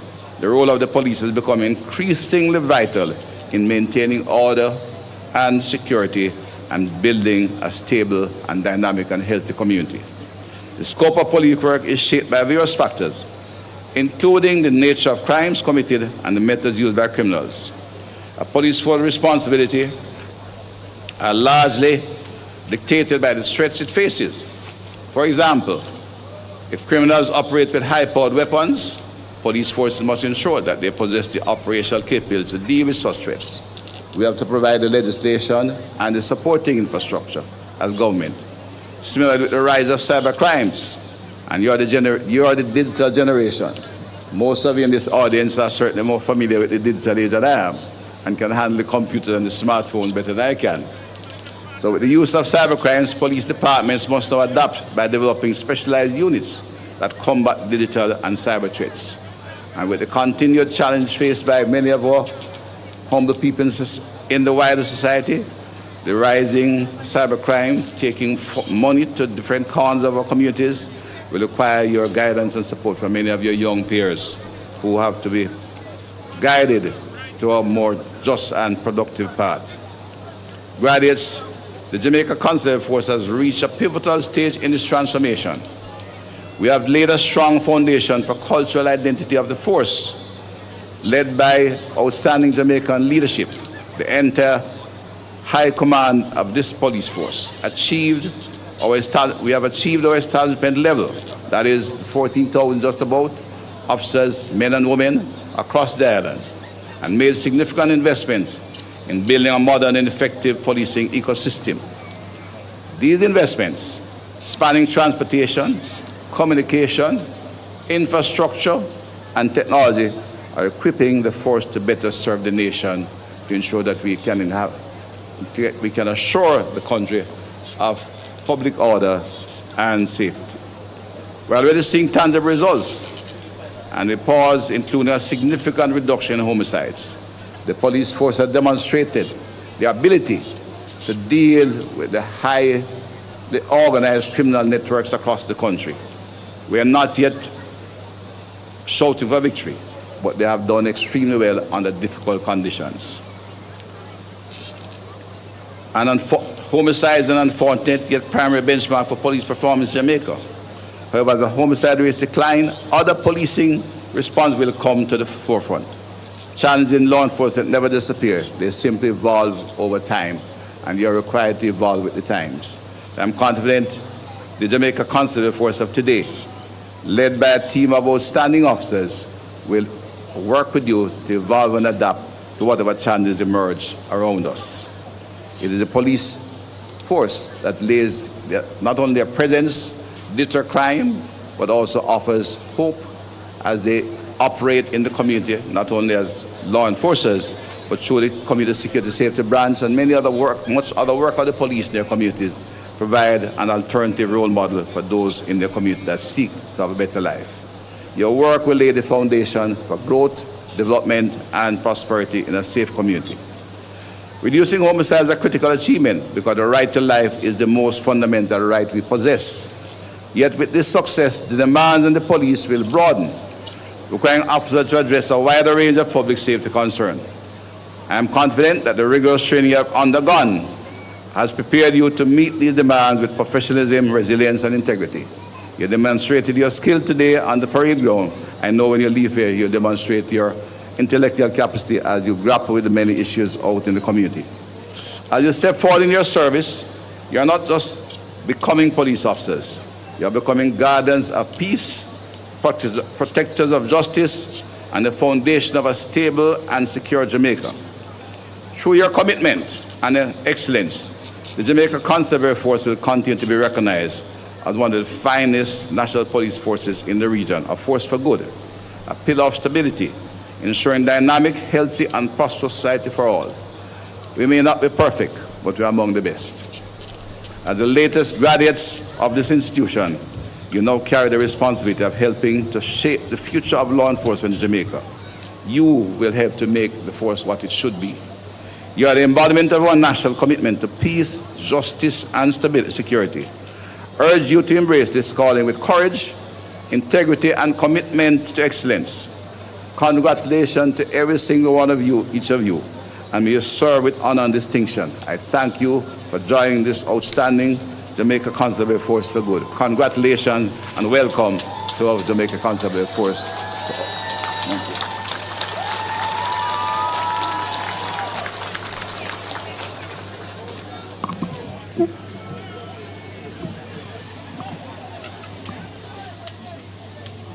We want to thank our Deputy Prime Minister and Minister of National Security for those wonderful words. It is always a pleasure having him not just positioning our strategic direction, but also welcoming the new constables to the Jamaica Constabulary Force as they continue to commit themselves to dedicate and to serve the people in Jamaica. Colossians 3, verses 23 and 24 says, "And whatsoever ye do, do it heartily, as to the Lord and not unto men, knowing that of the Lord ye shall receive the reward and inheritance, for ye serve the Lord Christ." We now invite our Chief Chaplain of the Jamaica Constabulary Force, Pastor Dr. Gary Boudou Fletcher, to commit these 334 constables to the throne of grace.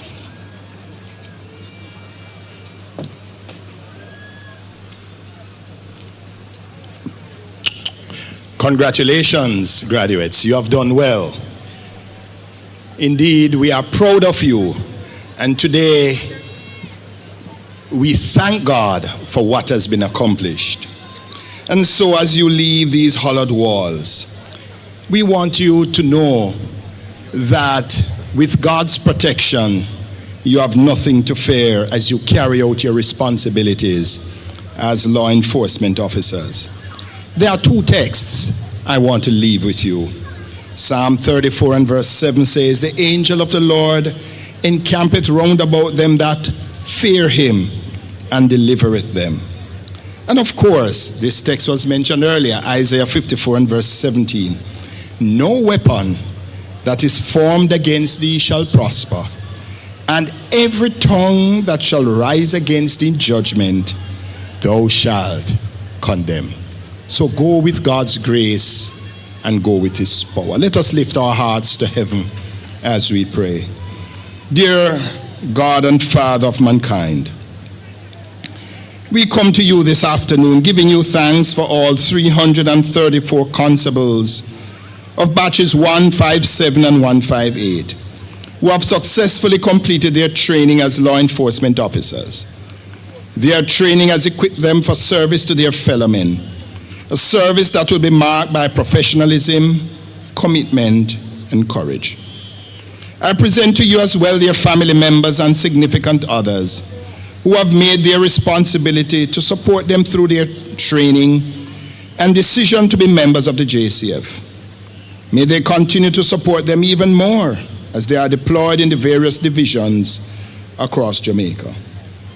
The JCF is in your hands, Lord, and they are your hands and feet to serve, protect, and reassure the citizens of this country. Therefore, continue to guide and lead this organization, those at the helm, the members of the High Command, and as they give sterling leadership in transforming the JCF into a formidable force for good. And so as your sons and your daughters leave these hallowed walls to stand as bastions of peace and security to our people, I ask your special blessings on them. And so as you receive his blessings, the Lord bless you and keep you. The Lord make his face to shine upon you and be gracious unto you. The Lord lift up his countenance upon you all and give you his peace, both now and forevermore. And we all say, Amen.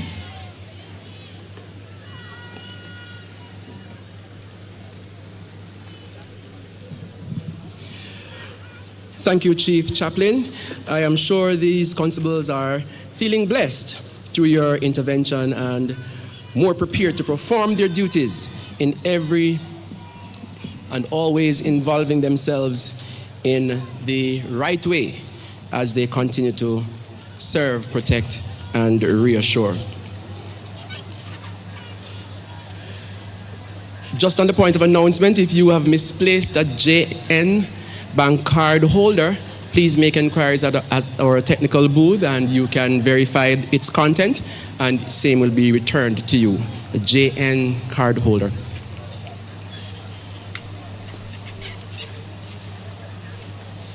By now, ladies and gentlemen, we will be observing that some activities are taking place. We can see the graduates rising to their feet. We can see the members of batches 159 and 160 returning to the drill square in fine style as they entered before.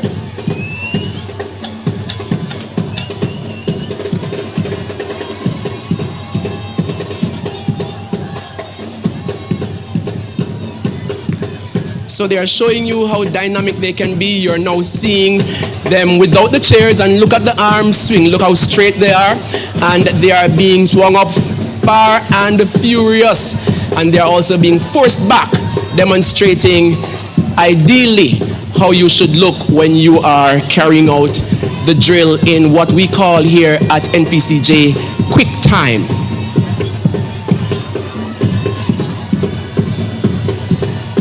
Look at the way they force their feet into the ground as they make every step. And of course, we have a name for that in training as well. And we describe that as biting the heels. And that is what they are doing now perfectly as they were instructed to do so.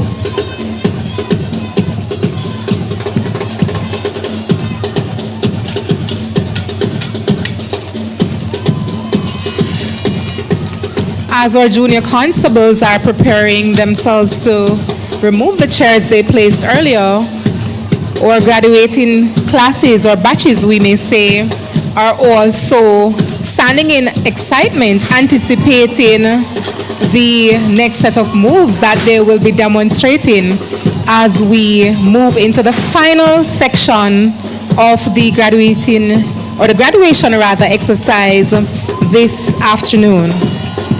Come on, give it up for them one more time. Look at them go. They did that seamlessly.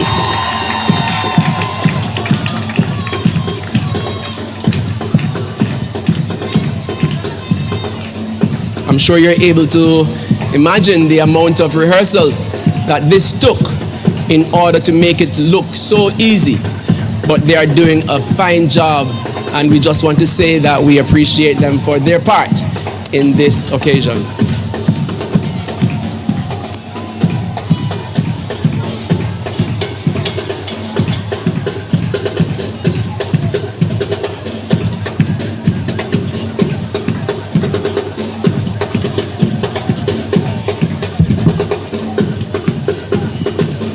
As the members of batches 159 and 160 complete their exercise, we can see the parade commander and his team. They are also getting ready to rejoin the students on parade, and they too will be playing their part in our final segments.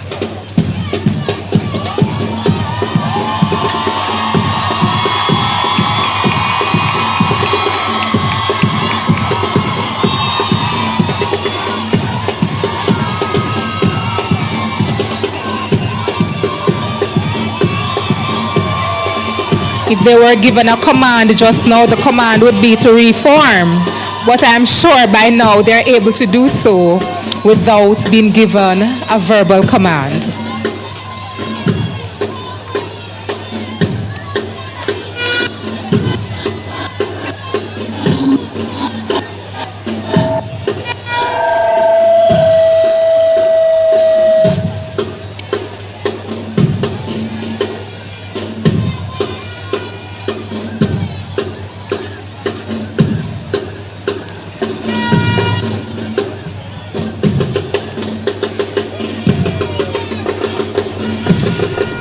Parade commander and team neatly making their way back to their designated locations on parade. Just want to also say that the team has also been doing an excellent job in leading the graduates throughout the ceremony.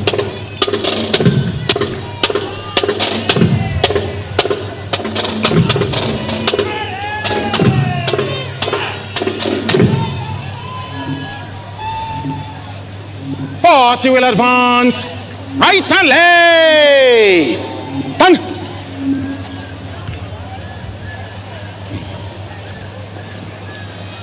Right. Shoulder. Arms.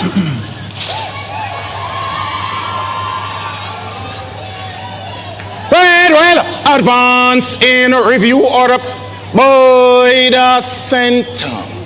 Quick march.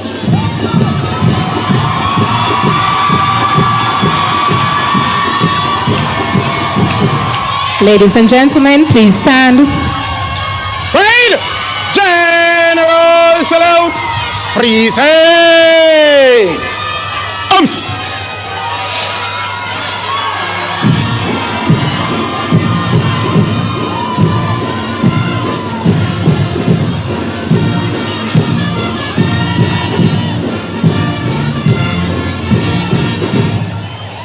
Parade! Shoulder! Arms! Parade! Order! Arms!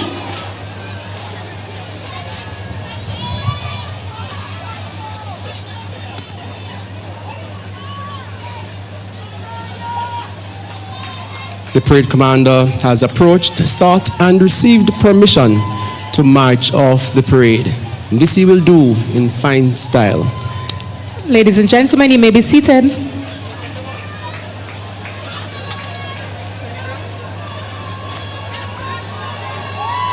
Parade! Dressing! And walls! Dress!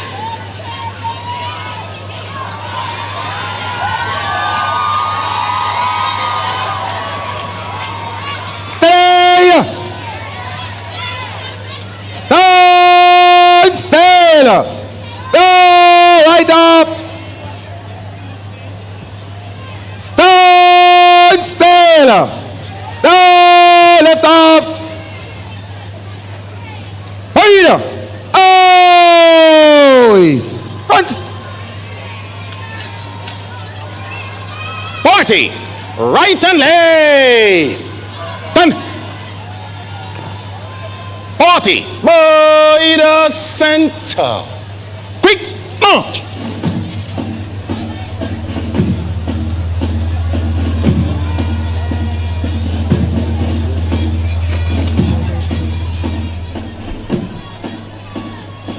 The officers on parade, of course, with the exception of the parade commander, is now exiting the parade square once more as they make way for the graduates who are preparing themselves to put on a little show for our invited guests. And I'm sure you're all anticipating this act. Not only are they anticipating this act, Charmaine, but they will also be pleasantly surprised because I know that they don't know how beautiful this will be. Indeed.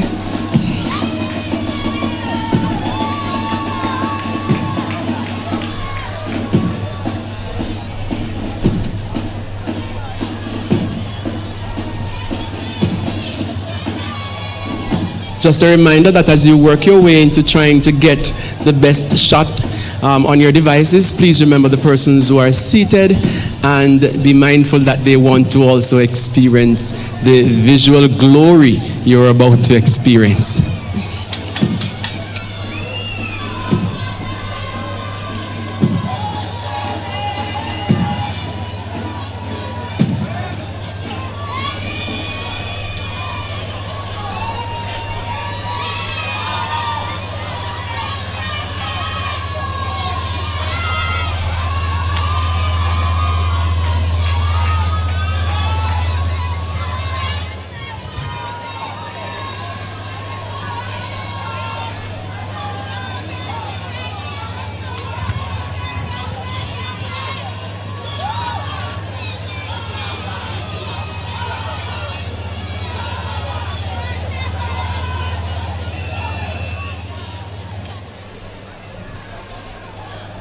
The graduates are about to put on for you a very, very beautiful display.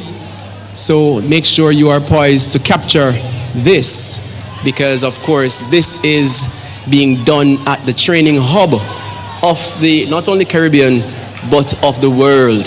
Here we go. The CDI has indicated that he's ready. It's over to you. Parade by the center.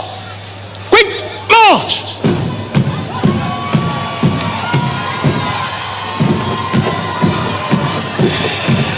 Yes, that's what we call a while ago. They were doing mark time.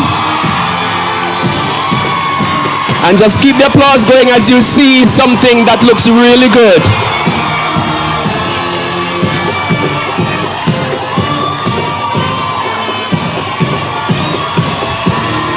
Now look at them. wield these swords. That's how they treat them right now. These rifles weigh quite a bit, but they make them look so simple and light, but they're not. Want to point out that the captivating display integrates precision and basic training rifle drills with creative choreography, showcasing the constable's dedication and skill. You notice that they started with a bit of the matrix movement. They then moved on to the rifle rotation, and they continue to change form ever so often.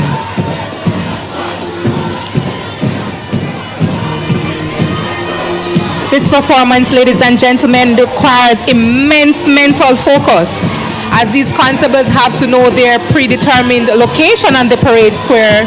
They have to manage their rifles. They have to ensure that they're in step. It takes so much commitment, dedication, focus in order for them to be able to put on this excellent show for you here this afternoon.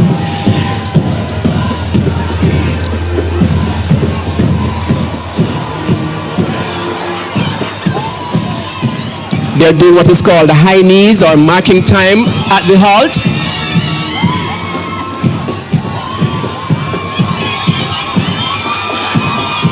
And there you have a little taste of Germany.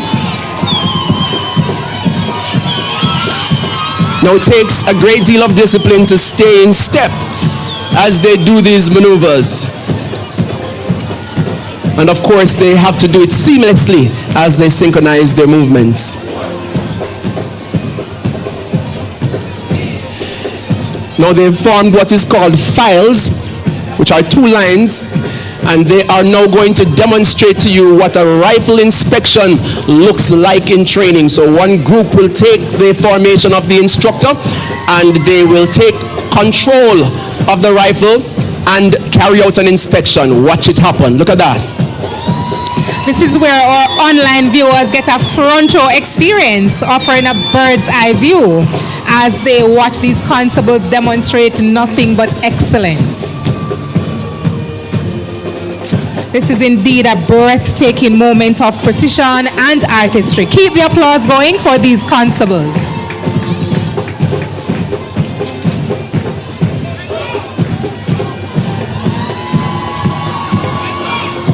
And now it might seem as though they're bumping into each other, but they're not. This is organized and it is well rehearsed as they move on into doing something spectacular for you.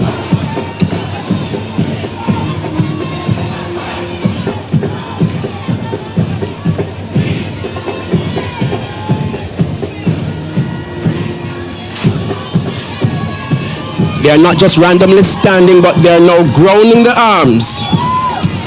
And they will then leave that area to showcase what they've done for you. The rifle is on the ground. Spell out the following. The words on the ground, maybe you can't see it so well from where you are. It says, dedicate myself to serve the people of Jamaica. Isn't that wonderful? Come on, give them a round of applause for that. And now, ladies and gentlemen, listen up, they have a word.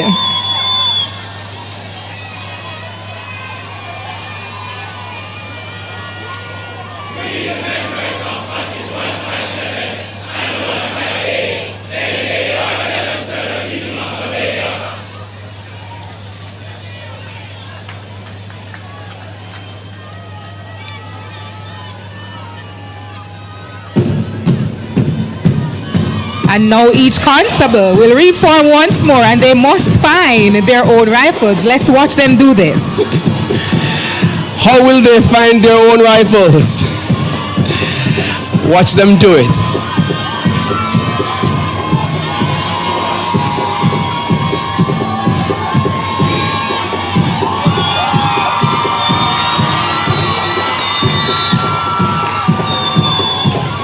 All rifles accounted for. Come on, give it up for them. Give it up for them.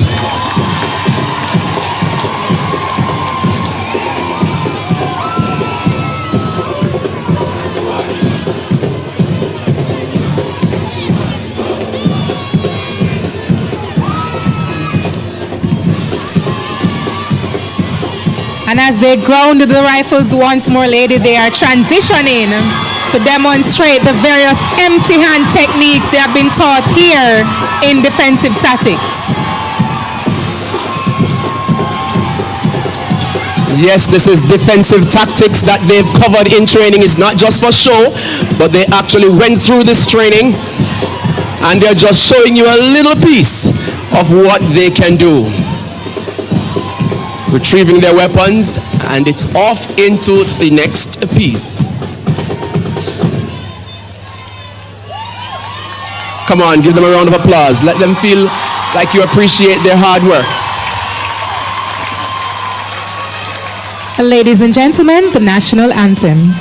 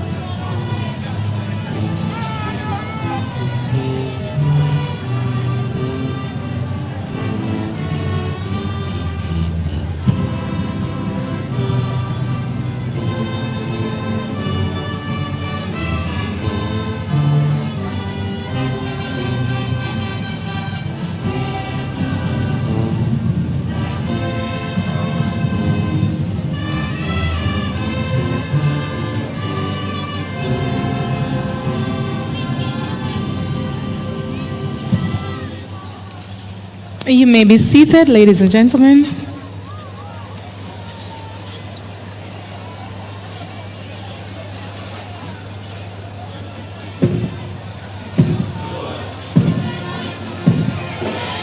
As we conclude this memorable occasion, let us take a moment to reflect on the outstanding achievements we have witnessed here today. To our graduates, today is not just the culmination of your training, but the beginning of a distinguished journey in service to your communities and your country. You have shown perseverance, resilience, and dedication, qualities that will serve you well in the protection and, of course, giving justice to public safety. The badge you now wear represents more than authority. It is a commitment to uphold integrity, defend the vulnerable, and it exemplifies the highest standards of law enforcement. Let compassion be your guide, courage be your strength, and integrity be the foundation of every decision you make. To the families and loved ones, your unwavering support and sacrifice have made this achievement possible. Your encouragement will continue to be a source of strength as these officers embrace the challenges ahead. To the trainers, the mentors, and the leaders, we want to thank you for your dedication in shaping these graduates into disciplined and principled officers. Your guidance will leave a lasting impact throughout their careers. And finally, to our audience, thank you for joining us in celebrating the momentous achievement.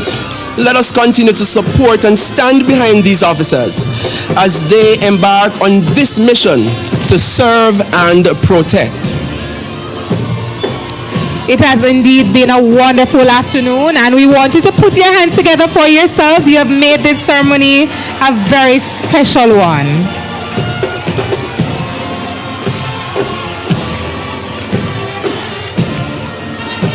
We want to also specially thank a number of individuals who have contributed to the success of this afternoon's activities. We want to start with the Jamaica Constabulary First Band as they lead the constables of parade in the final Eyes Right. We acknowledge the Department of Weapons and Tactical Training for offering security. I know some persons are covert, some are overt, but you're always here to make us feel protected, and we want to say thank you. We want to thank the Property Management and Logistics Department for providing tents, shuttles, seatings, and barriers, which all contribute to this afternoon's success. The National Police College IT department, you continue to deliver and keep us on the cutting edge of technology, and we just want to say we appreciate you. We want to thank the members of the Constabulary Communications Network who continue to partner with us and to do so in a very successful way. Our external media, you continue to extend the service that you give so that all persons across the globe can have this experience, and we too appreciate you. We want to thank the Medical Services branch for seeing to the health of everyone present here this afternoon. The cheer squad, you've been awesome in what you're doing, and we value the part that you played and continue to play. And as you continue your training, we wish you Godspeed and all the success. To the various course participants who have also contributed in numerous ways to ensuring that we had a successful afternoon, we thank you. Family, friends, and well-wishers, you came out from all walks of life and you made sure that today was a memorable one for yourself and for the graduates, and we thank you. To those who have joined us online, we want to acknowledge your presence. I know you're online now having a wonderful time, and I'm sure we can all go back and see the comments of your very active participation throughout the graduation exercise. And an unscripted thank you, Charmaine. I want to say thank you for always being such a dear guide and friend to me. And it's always with honor that I stand next to you on this occasion. We've done it a few times, and every time I stand with you, I learn something new. I just want to say I appreciate you for being who you are. Thank you also, my trainer, friend, and colleague. It has always been my pleasure.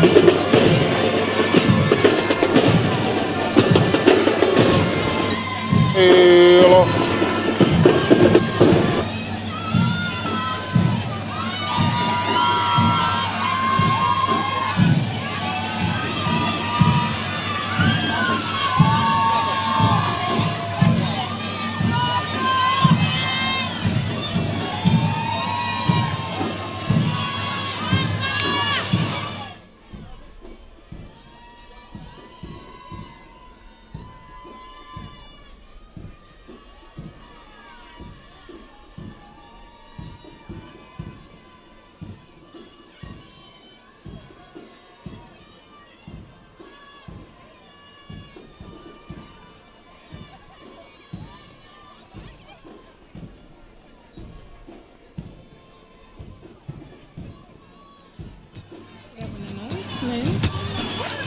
Thank you very much.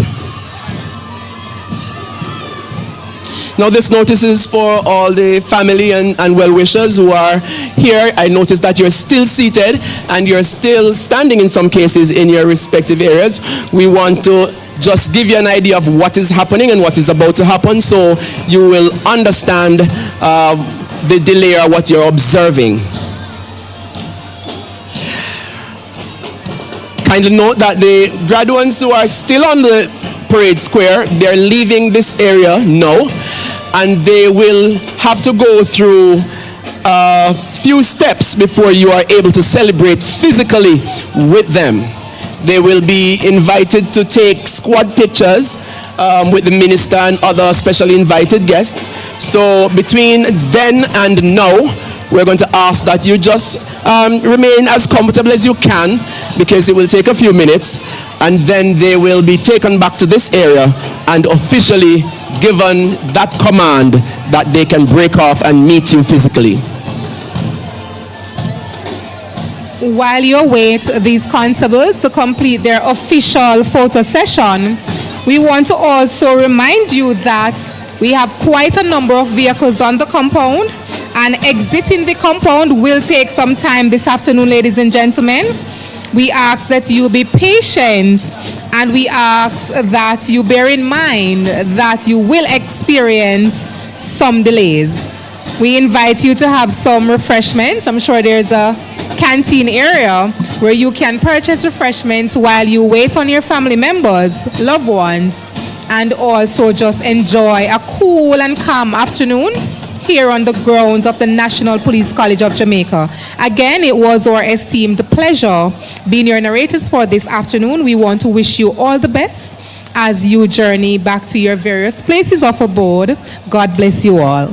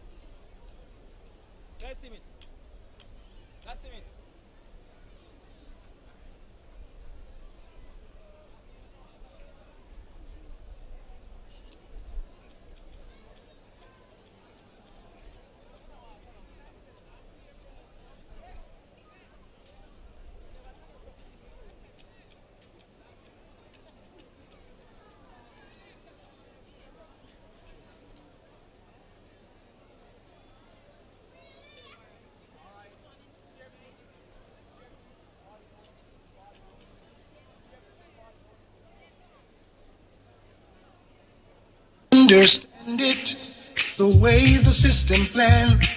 There's no hope, no chance, no loophole, no escape for a sufferer man. Cause every time I lift my head above water and try to save myself from drown, there's an overnight scheme all worked out, designed to keep me down. Still I'm putting up a resistance.